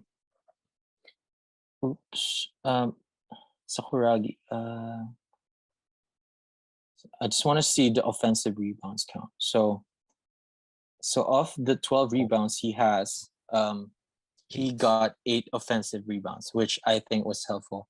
Though some of those really converted into second chance points, and again, it helped them a lot. He made 2 assists, 3 blocks, which is impressive, and then a steal. Number 11, Rukawa, 13 points, 3 rebounds, 3 assists, and 1 steal. Again, I think this is the first time that he has anything in the assist column. So he really needed to move the ball this time. And I don't think this captures like everything, because in some plays, like obviously it only gets recorded as an assist if you're the one that passed to the person that shot a ball. So like I think there were more instances where he moved the ball, but it just wasn't recorded as an assist. But just the same, this is what we call an intangible, right? It didn't show in the stat sheet, but for those that read, we know that he made some, he was that additional pass. He made those additional movements. But I do want to point out that for Rukawa, let's have a look. So like he was that, being that what do you call this? Self-centered guy, or that proud guy. He forced some shots. Like he really wanted to go 1-on-1 with Sawakita. So let me look it up here. So where is it? So in terms of field goals, he attempted 12 shots, but only made 5. So in field goal percentage, this is 42%. Pretty bad. Like some of them were just 4 shots, and in some cases, Sawakita was just really good. So there was just no chance, and really should have passed early on. Didn't have to prove that he can go toe to toe with Sawakita. But again, this is when he realized that he needed to make pass. The reason why Sawakita was so good in defending is because he knows he's not gonna pass. That's why So Akita doesn't slow down for fakes or because he knows that Rukawa would try to really shoot. So after he made some assists, Sawakita slowed down, and that's when Rukawa was able to go on Sawakita's level. But again, he only shot 5 of 12. Um, so like I just want to point it out, it's not 13 points is something, but there were some missed opportunities there, some forced shots. And then lastly, number 14, Mitsui, the 3-point god, or can I call him that? Scored 25 points. Now, again, I believe Shoku's final score was, where is it? Points. Yeah, 79. So the final score is 79-78. 79 for Shoku, 78 Sannoh. So out of the 79 points, Mitsui scored 25, which is almost 1/3 if you think about it. That's impressive. He made some 2 assists, 1 steal. Going back here again. But again, I just want to note 13 points of the 79 points. We're not sure who did those in the latter portion of the first half, but just the same, if we look at what we were able to gather, Mitsui contributed a lot. He could have scored more. We don't know. But yeah, from what we were able to collect, he scored 25 points, 2 assists, 1 steal, and what was the field goal percentage here? Mitsui, he attempted 9 3-pointers. He scored 8, so 8 of 9, almost 90%. And so 8 times 3, 24 points, and then he scored 1 free throw, which is impressive. Like, I mean, it could happen, right? Like just recently in the Eurobasket, Spain's Juancho Hernan Gomez scored, I believe, 7 of 9 in the finals. So again, it's something that can be actually done in real life, but these are high school players, which makes it all the more impressive. Again, but this is fiction, but just the same. Just want to point out that Mitsui scored 8 of 9 3-pointers. That was definitely a big help for Shohoku to early on in the game to maintain a lead, and in the second half to make their big comeback. Now, before we head on to question number 3, I just want to share this as well. So I was just curious, like where the shots were coming from. So like I tried my best to like categorize from where they made their shots. So, as expected, like we would, as much as possible, we would any player would try to shoot from close range. So, and that's where the bulk of their shots were.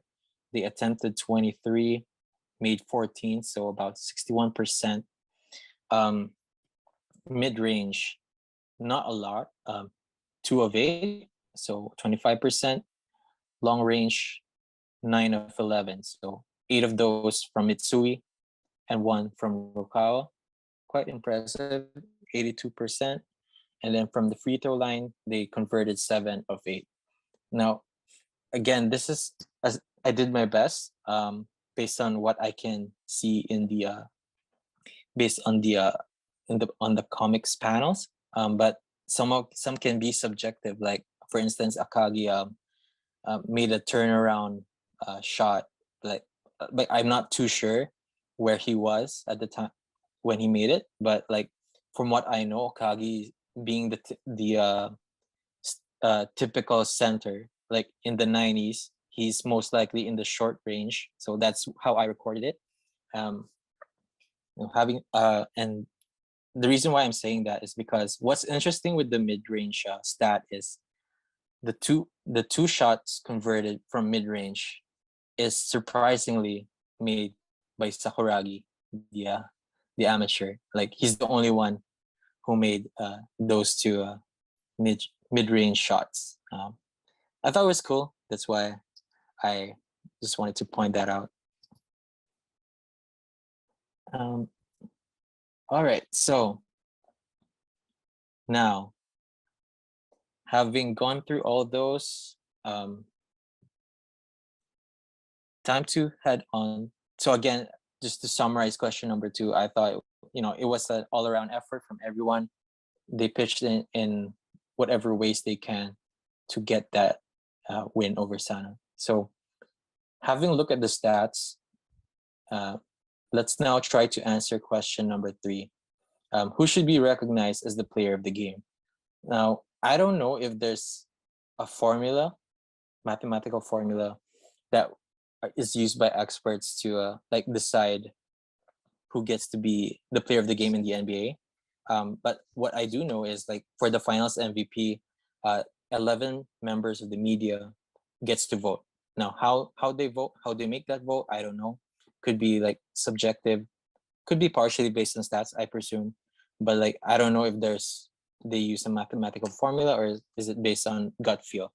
So for you, Maurice, who should be recognized as the player of the game? Now, obviously, we only want to choose from the Shohoku team because they're the winners here. It's not kind of like a Jerry West situation that someone from the losing team. So for you, who should we call as the player of the game? Well, even before looking at the stats, I had Mitsui as the player of the game here. Like, I didn't even know until you showed us the stats here that he scored the most points for Shohoku. But in my books, it's Mitsui. And the reason is because at the beginning of the game, I feel like he had this domino effect in his attacks with his 3-pointers that kept the team going and keeping that margin small against Sannoh. But and later on as well, as in the books, it's a lot of times it's mentioned that he's almost at the brink of like collapsing. He's really done. He's really exhausted. He's really tired. But he's still making those plays for the team, and not only making those plays, but getting the points, making the baskets, and getting his shots in. I mean, if you're heavily fatigued, you're super tired, and you're still, playing at a high level with a very competitive team, and still make those shots, that's really impressive. So, I mean, again, it's fiction, but if we would translate what we saw in the manga to like a real world game, it's definitely Mitsui. It's just his impact throughout the whole game. I mean, it's just, I think he was one of the key why, although he didn't score the winning shot, he was one of the prime pieces that helped them keep that margin very small up to till the end of the game. So I agree with you. So like, as a reader, we kind of easily, we might possibly fall into the tendency to just forget the first half and just look at like the crunch time, like the second half. But like, for a moment, like, I forgot that he scored 3-pointers in the first half, and that was important because it gave them momentum, and gave, in some ways, for sure, it was a boost for Shohoku, and gave them some confidence to stand their ground against Sannoh in the first half, so that they're in a good position in the second half to make that final leg. And again, like you said, despite facing extreme fatigue, having been locked down by one of Sannoh's best defenders, and just in general, just going up against a tough team, like, he really persevered, endured, showed some true grit, and scored some important points in the second half as well. when they made their comeback. Um, Now, yeah, it's a tough call for me because I was originally like all along when I thought of making this content, like I was really gonna say Mitsui hands down, but now having a second look at Sakuragi's stat line, it's he's kind of like a close second, or might even be up as my choice as well. Like, but again, I don't know how do you quantify like how important those rebounds are, how those assists and blocks are important as well. So again, these are impressive numbers. Sakuragi was pretty much well balanced. Made 14 points, 12 rebounds, 3 blocks, 2 assists. Um, it's a tough call. Um, and again, there's some intangibles like when he made that crucial save where he dove for the ball. Um, but one thing that's like making me hesitate is Sakuragi was like he kind of resorted to like borderline dirty tactics like jersey pulling and stuff. So I don't know, that kind of like stains it a bit for me. Um but yeah, so I'm gonna say yeah, Mitsui as well. Um just pure offense, um great output, so amazing output, 8 of 9 3-pointers. Yeah, so But I guess I for both of agree. it. I agree with Yes. what you said though, with you know, it's with Sakuragi with his rebounds there, because at the end of the, I know we both chose Mitsui, but the reason is not because he has 20 the most points, because sometimes the games it's actually when they make these points, right? Or Yeah, that's true. when did Sakuragi make those 3 blocks? What when was that? Like how crucial were those blocks? I mean, if you Yeah, think about it, Sakuragi made 14 points, but 2 of those points was the game-winning shot. You know, yeah, so yeah, it still depends, I guess, on um yeah, when these were you yeah, know, that's these true. stats. So Yeah, again, yeah, it's hard to like give value to those stats. Like, are some points worth more than others? Are some blocks more important than others? Rebounds and stuff. But yeah, it's a tough call between the two. But again, I'm gonna have to go with Mitsui as well, as you said. So yeah, for us too, it's Mitsui. For the listeners slash viewers, let us know who you think should be recognized as the player of the game based on the stats or based on other info that you want to share with us. But yeah, our 2 cents is it should go to Mitsui. All right. Now, having looked at the Shohoku team, let's now go over Sannoh. So let's start with you again, Maurice. Like, what do you think went wrong with Sannoh? Like, they had it. They were up by 24 points, even though Shoku clawed back. Sannoh's Sawakita's 11-0 run gave them a 19-point lead again. So, what do you think went wrong for Sannoh? Like, why did it collapse?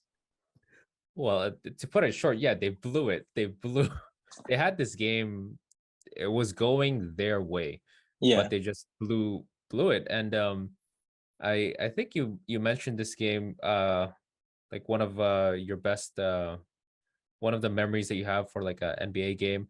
This kind of match reminds me of, yeah, that last shot that Ray Allen did, Miami versus the Spurs. San Antonio Spurs. Because in that game as well, San Antonio Spurs, they were up 3-2, I believe. I think that's the series, 3-2.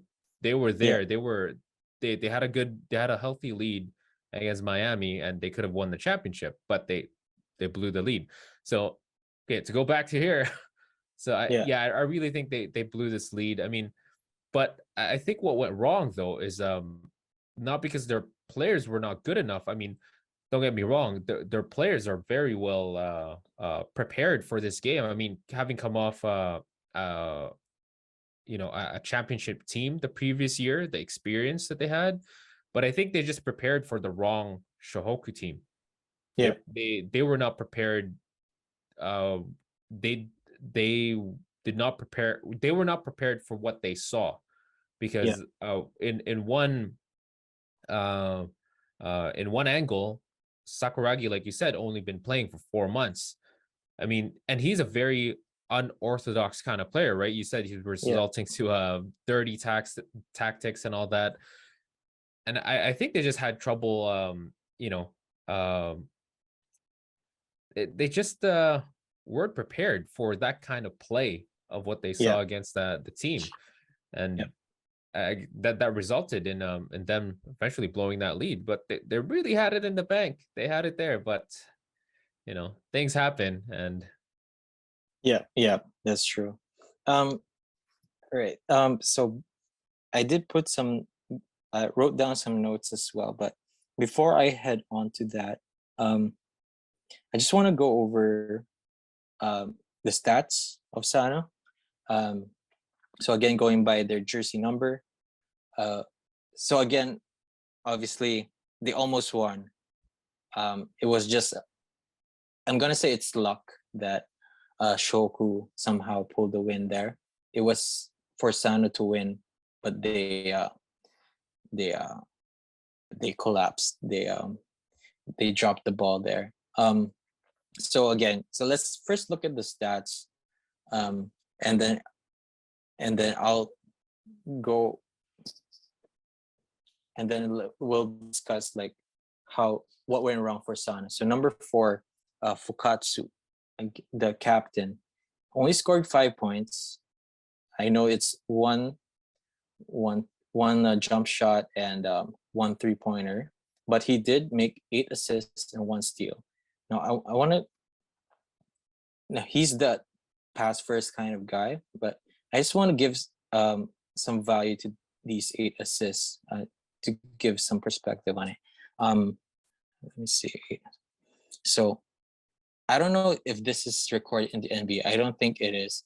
But when I play NBA 2K, there's a stat column called the points responsible for. So basically, it's the combination of the points scored by the player and like the points that resulted from the his or her assist. assist. Yeah. So he may only have scored 5 points, but his 8 assists translated to 17. So Sana's 22 of Sana's points can be attributed to Fukatsu to some degree. So even though he scored only 5 points, I just want to put some perspective there that he was actually involved with a huge chunk of their points. Number 5, Nobe, didn't really put out much, only 2 points and 3 rebounds. Sakuragi was able to outmaneuver him, outsmart him. Number 6, Matsumoto. He was described as he could be like an ace in any other team, but just because he was in Sannoh, he was like a bench player, off the bench kind of guy. Didn't really live up to that description though. Only scored 5 points and 1 steal. Number 7, Masashi Kawata, the center, put up some decent numbers, actually impressive numbers. 15 points, 4 rebounds, 4 blocks, 1 steal. Number 8, Ichinokura. He was mainly assigned to guard Mitsui, so didn't really put out much in terms of points, but I see that he made 2 steals. Number 9, Sohita, their ace player. As expected, he delivered the most, made 26 points, 3 blocks, 4 steals.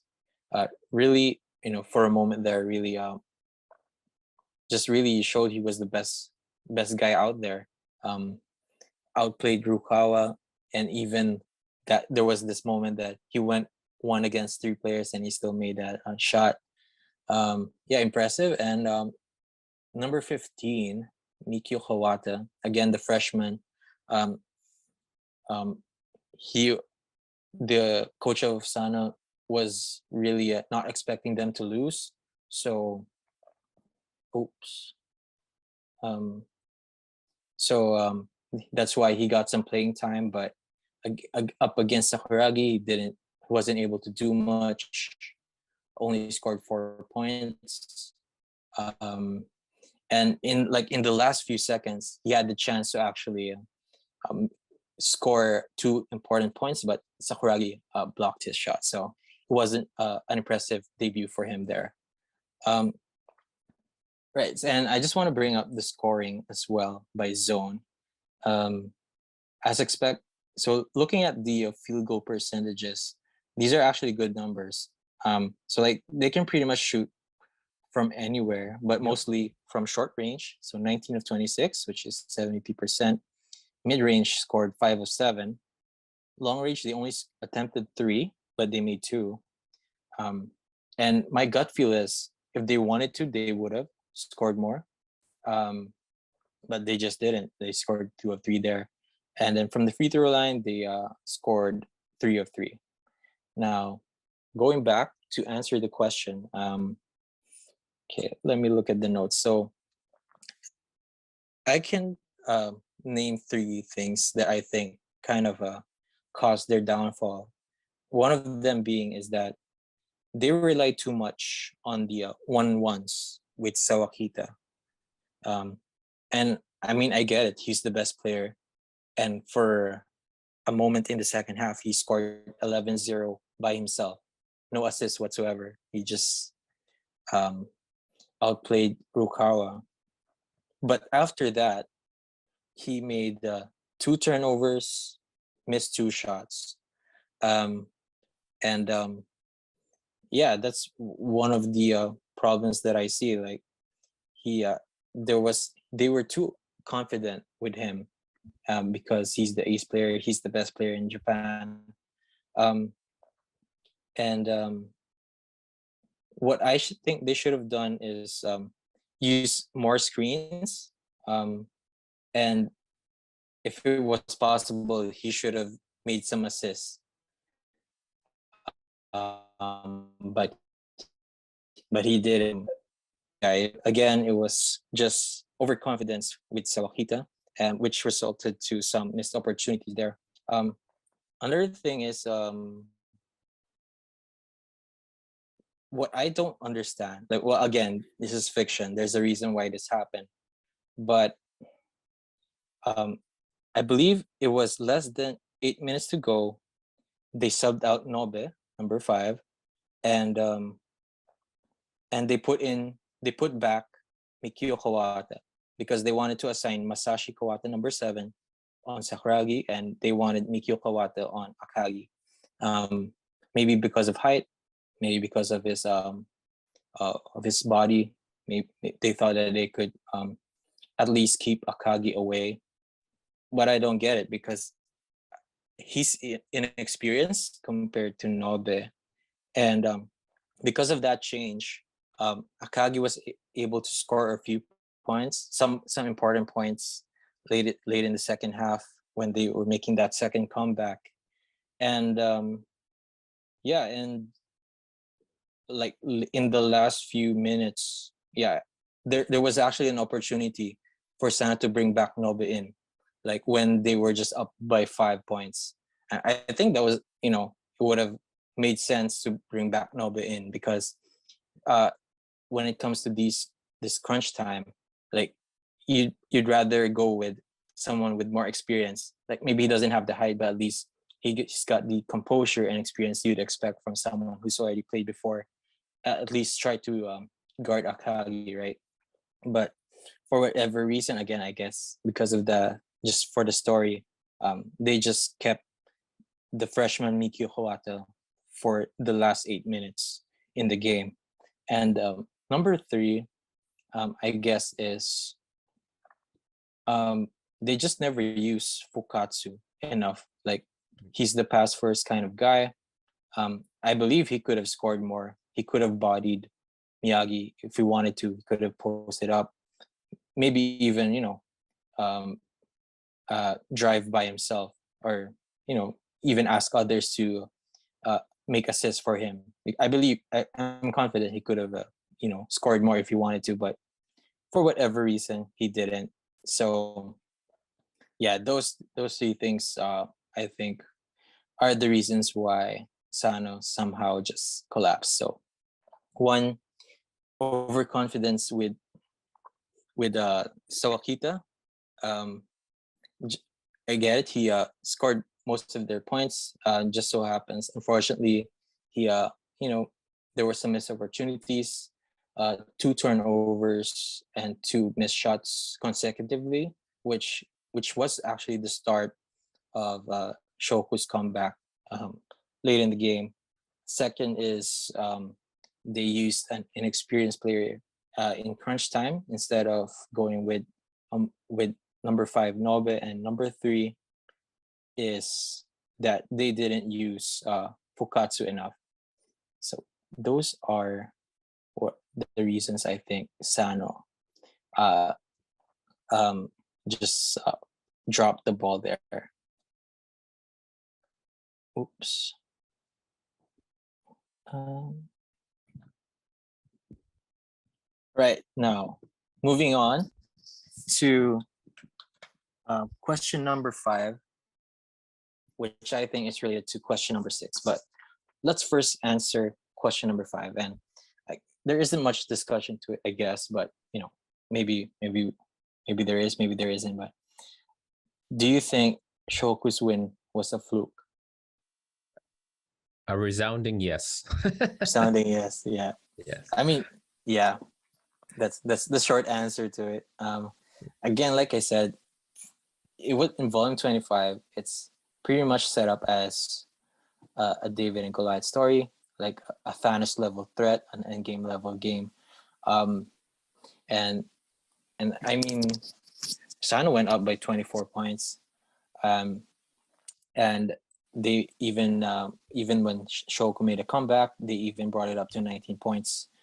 If they made the right plays there, played selfless basketball, made passes when needed, made some other players shoot, for sure they would have won the game. But they didn't, as we all know. So related to that is question number 6. So um, hypothetically speaking, who would win in a 7-game series between Shohoku and Sano? Like, what do you think would be the outcome there? Because again, in the national tournament, it's a knockout system. So one bad day could mean the end of your run, right? So Shoku, we're gonna say Shoku got lucky here and was able to scrap a win. But let's say that it's like the NBA Finals, right? Wherein you have 7 games, or at most 7 games, to decide the winner. Obviously, if you win 4 times, then it's a convincing win. Convincing win. It's not just fluke anymore, right? Because you won four times out of possibly 7. So, for you, Maurice, what do you think would be the outcome if they played, in a 7-game series? What would be the win loss? So this will be a Sannoh series for sure. Okay. My assumption this is a 4-1 series. 4-1. So with Shohoku just winning the first game and Sannoh winning the rest of the 4. The reason is they just have a really stacked team. I mean, like in this game, Shohoku played their hearts out. And I think Coach Anzai pulled out all his cards already with this team and like pulling out any tricks. Whereas I have a feeling that Sannoh still has more depth in their lineup to make different plays, make different adjustments. And I mean, similar to NBA games, when especially specifically the playoffs, there oftentimes you would see games where it goes back and forth. Game one, the team A would lose, and then team A would analyze tape and make those necessary adjustments to beat team B in the next game. So I just I just feel like this really was a fluke of a win for Shohoku, and I mean, again, to bring it back to the NBA perspective of things, this matchup is sort of like the NBA Finals, I believe, in the year 2000, or just one of the years where Kobe and Shaq went back to back to back. Okay. It was the finals, the year of the finals where they played Allen Iverson's 76ers. 2001. Okay. 2001. So Yep. I believe Lakers were coming into that game undefeated in the playoffs. And then when they played Allen Iverson, Lakers had that confidence that, hey, we're sweeping everyone. We're going undefeated in these playoffs. Game one of that game, they lose against Allen Iverson, right? Right. So this reminds me of that game where maybe it's the same case with Sannoh, where they were overconfident. They were, coming as similar to the Lakers, champions of the previous year, coming in with the ego, coming in with the confidence, coming in with the home crowd advantage, that they were really confident in getting this win. Even the coach, right, like you said, played a inexperienced player in the game. That just shows you how much confidence he had in his team. But yeah, again, similar to the Lakers, after that, they lose game one. What happens next? They beat the 76ers in the next 4 games. So that's my take on that. Okay. Yeah, I mean, I agree with you.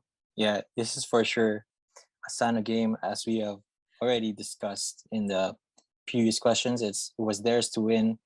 They had the right pieces, and if they only executed well enough, it's a sure win for them.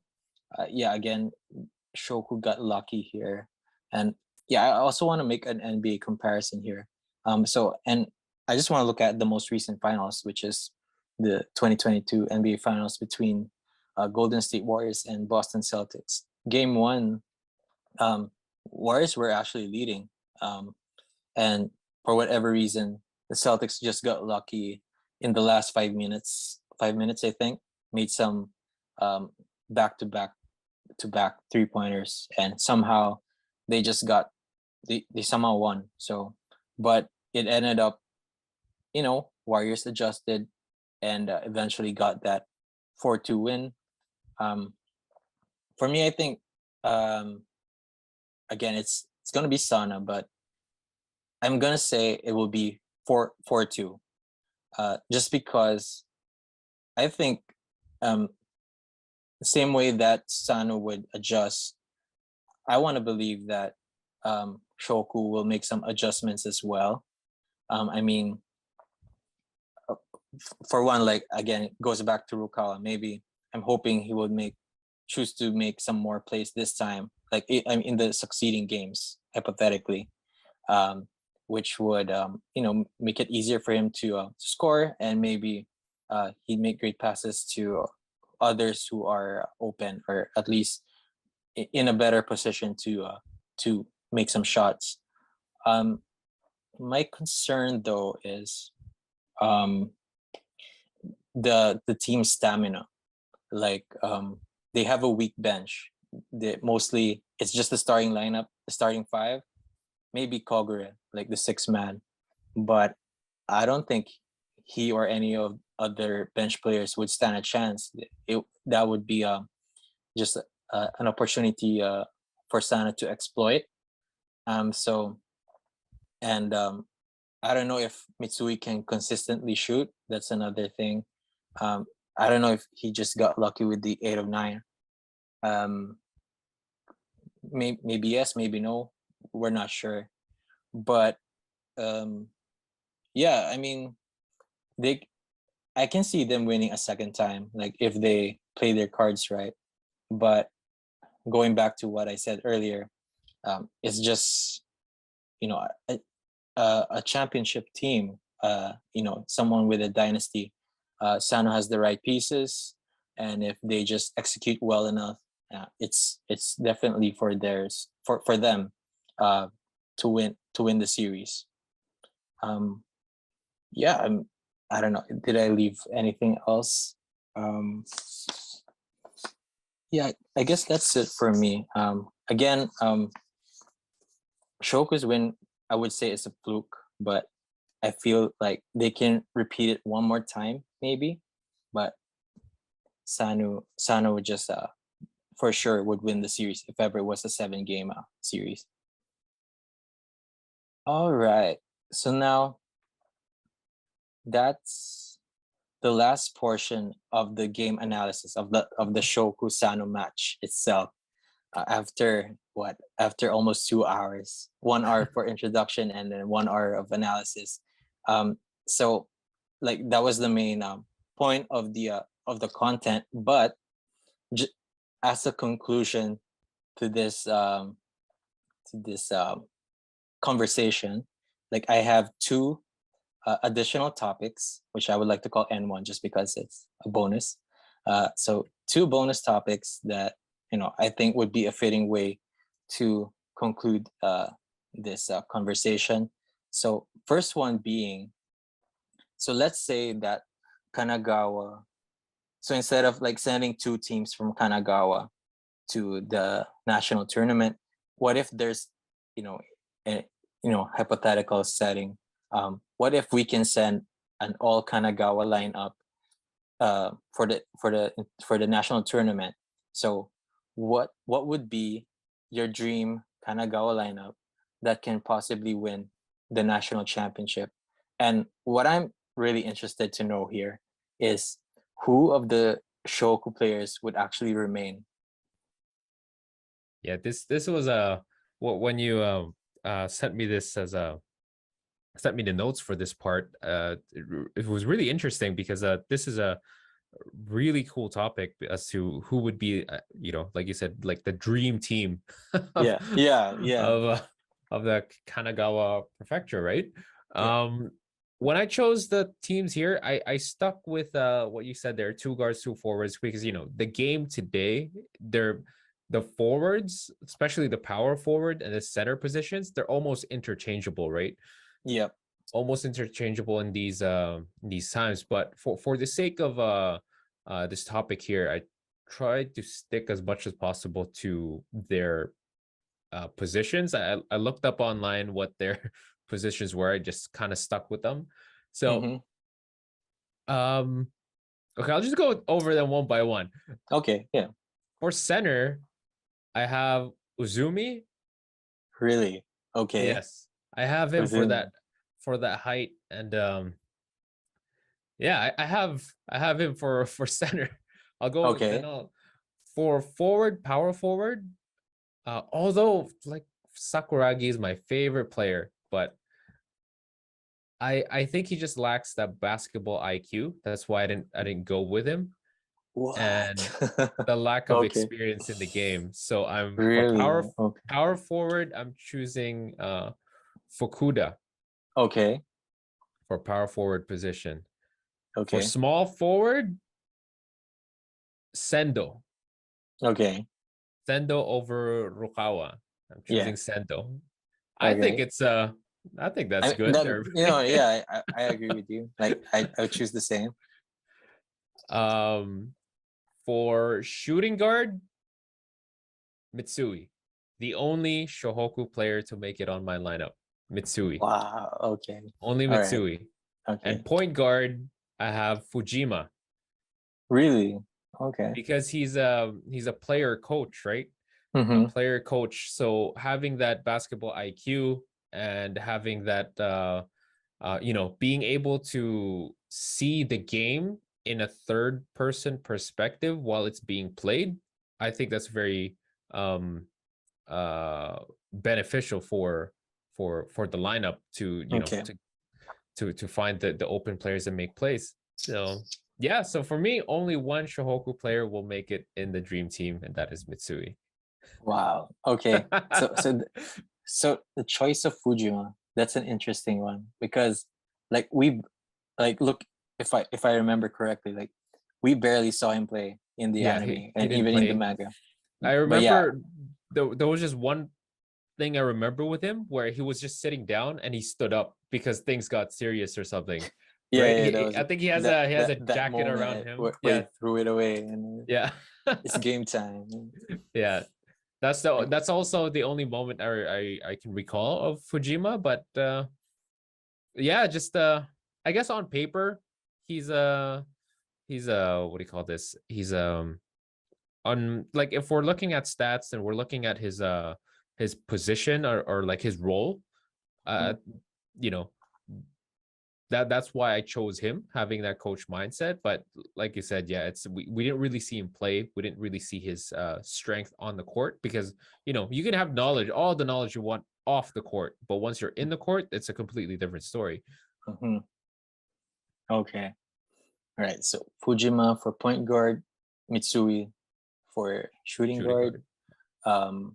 Sendo for small forward, Fukuda power forward, and Uzumi for The center. center. So it's three out of five of those are Rionen. Yeah. So like in the Shohoku Rionen game, were you actually rooting for Rionen? Well, well, in that game, I don't know. There's just something with Sendo that's really cool. You know what I Yeah. mean? No. I get you. And like in the anime and manga, right? Like because the author kind of gives us the perspective as well of the Rionen side, right? So like we're able to empathize with them. So like, they're not seen as bad guys exactly. They're just another team trying to make it to the national championship. So I mean, yeah, I get it. Yeah, interesting lineup for sure.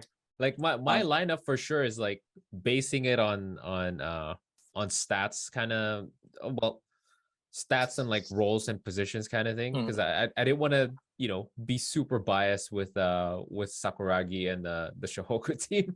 yeah, But no, I get you. And having 3 out of 5 from the same team, uh, I guess that would help a lot with the cohesion as well, right? Chemistry. So like add Fujima and Mitsui, not so bad, right? I don't think there'd be any internal conflict there. like the only reason I didn't choose Miyagi was the height.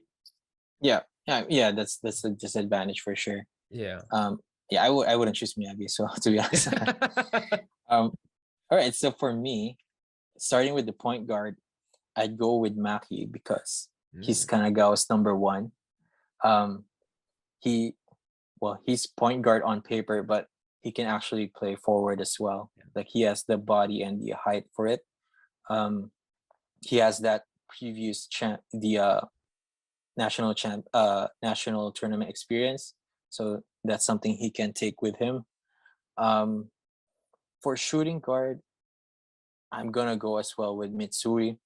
Um, in terms of stamina, like I want to believe that he's already um that level where, well, obviously in the comics, Coach Anzai said that he's already a better version of his former self. Like, but whenever he's confronted with hurdles, he has self doubt, and like he wants to go back to he looks back on like on the what ifs, like what if he continued playing, like maybe he would be a better player now. But again, going back, I feel like he's a better player now, and even though in the regionals, like we see glimpses of him, like having problems with stamina. I feel like that 1 month break, I'm making presumptions here, but I feel like in that 1 month break, he was able to improve his stamina. So that's not a worry for me. And if he's able to like do what he did in the Sannoh match, produce similar numbers or like something close to that, again, 8 of 9 3-pointers there. I feel like he's definitely an offensive threat. For small forward, I'd go with Sendo.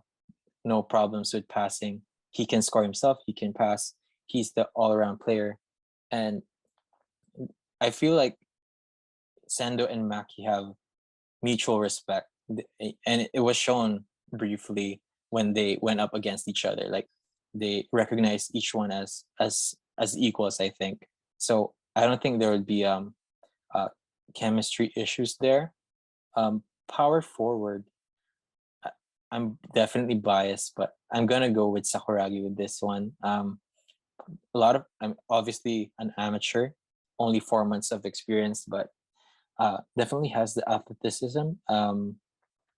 And yeah, I mean, he delivered when needed. He has that tenacity, that passion. So hopefully that in my mind, I'm just gonna hope that it would translate well. Um, if I were to form that team, and then finally, I'm gonna choose Akagi just because I feel like he's the best one from Kanagawa. Um, not as emotional as Uzumi, or not like Hanagata in. I mean, well, nothing against Hanagata, but like I just don't really know much about him, and whoever the center is of Kai, I don't know his name to be honest.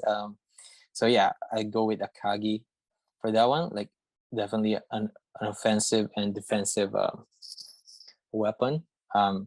So to summarize, I have three players from Shohoku. So again, point guard Maki, shooting guard Mitsui, small forward Sendo, power forward Sakuragi, and number 5 Akagi. Yeah. Let me put a bonus on your bonus. Okay. Okay, all right. Who's your sixth man? 6 man.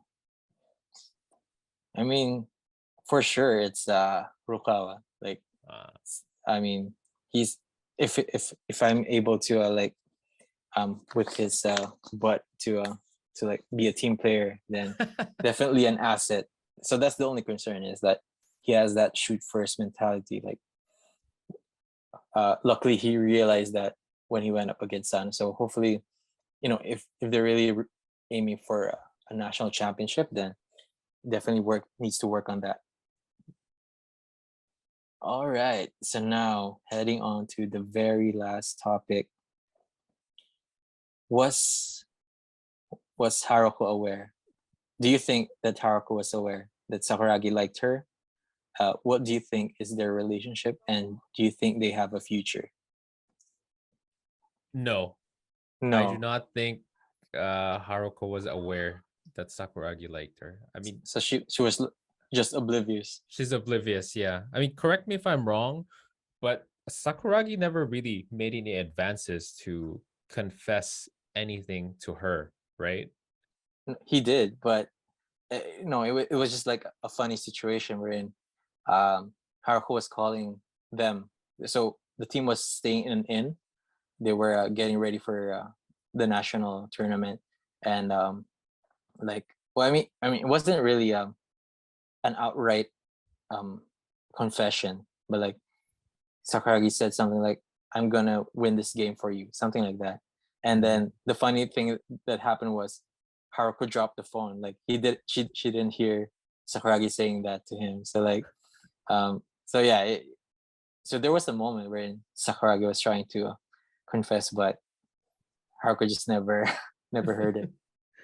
Yeah, yeah, I think she was oblivious. And in terms of their relationship, I have a feeling that it's most likely, you know, being the sister of your team captain. I think the dynamics of not just between her and Sakuragi, but with the rest of the team is that these guys, the team, are her older brothers Mhm. kind of Okay. vibe.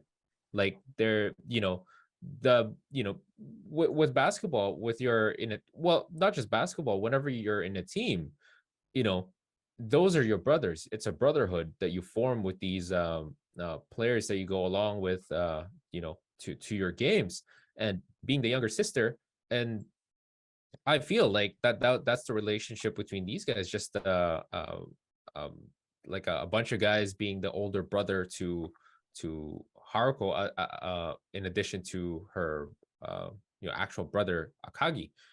And I think what she sees, like, I guess the advances that she sees, or the lack thereof, from Sakuragi, mainly because of I guess respect that they have towards their team captain, that they show uh care and um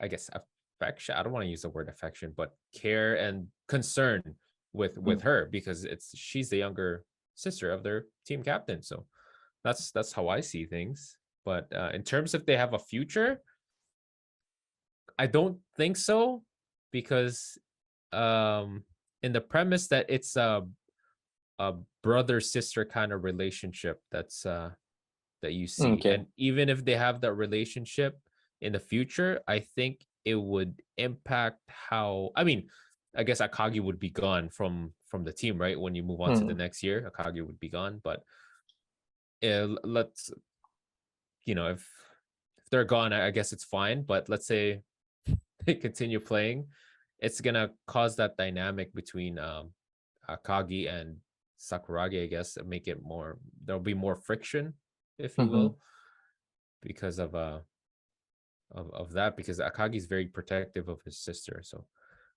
yeah, All right. that's how I see Okay. things. Yeah. All right. So no chance of romance. No, I don't think so.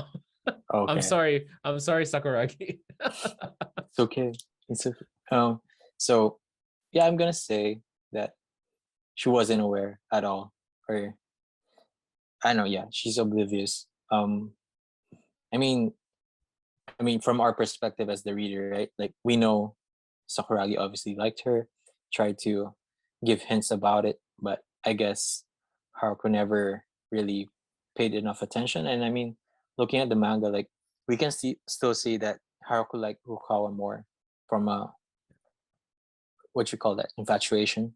Um, uh, so like I think Haruko still like Rukawa more than Sakuragi, like in terms of attraction, right? But we do see um you know glimpses of her being caring and close with Sakuragi. Like she helped Sakuragi train those 20,000 jump shots. uh and this picture I'm showing right now is them going out to buy new shoes, where Sakuragi got those Air Jordan ones.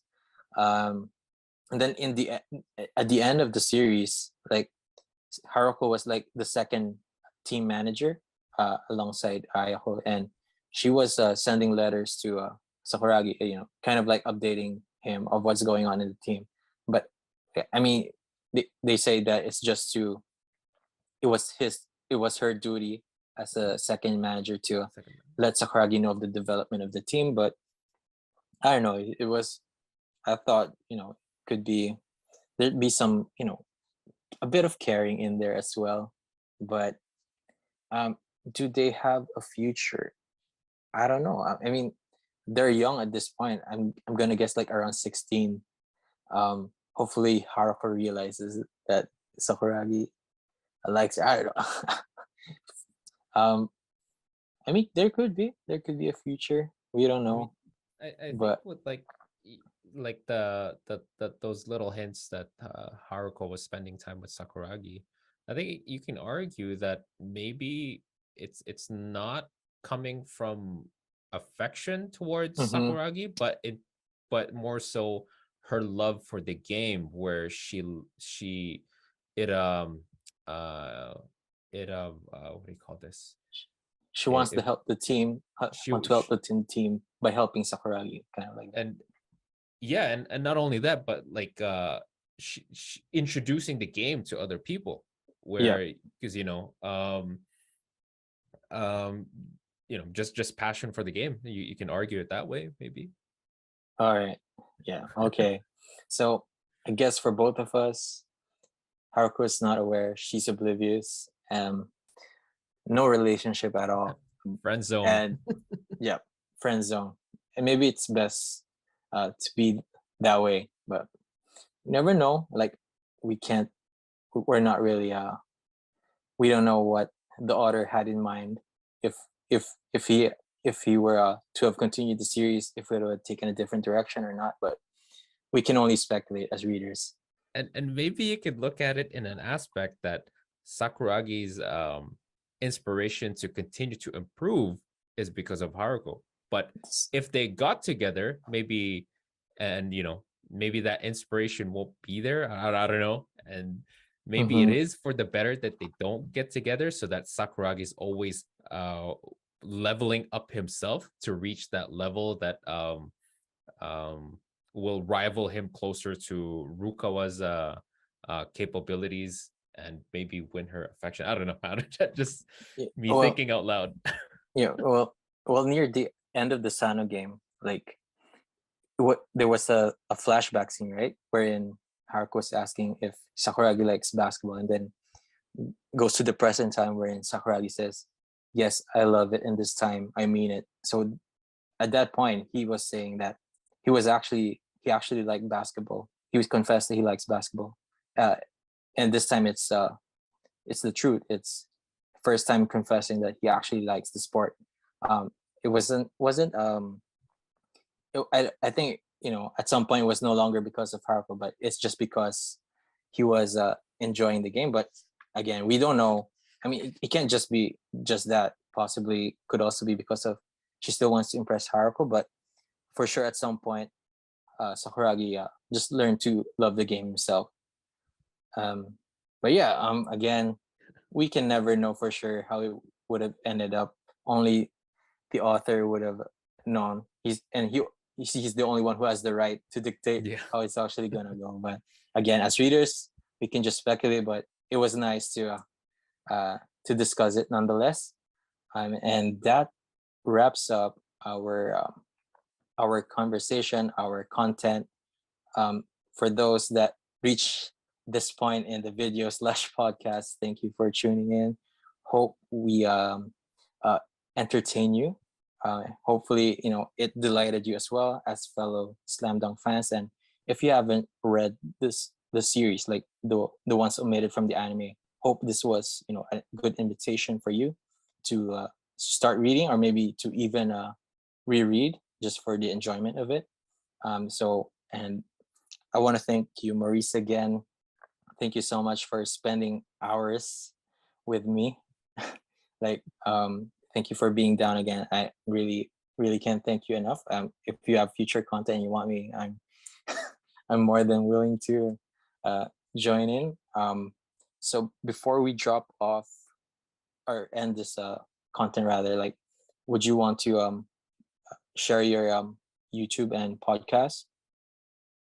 Sure. Yeah. Well, first off, yeah, it's my pleasure to be here with you, Josh. I know it's never easy to start a project, but it just takes that one step forward and get the ball rolling. So I applaud you for doing that, because it's not an easy task to do. And thank you for Thank you. really having me, for considering me here. Um, and in terms of my YouTube,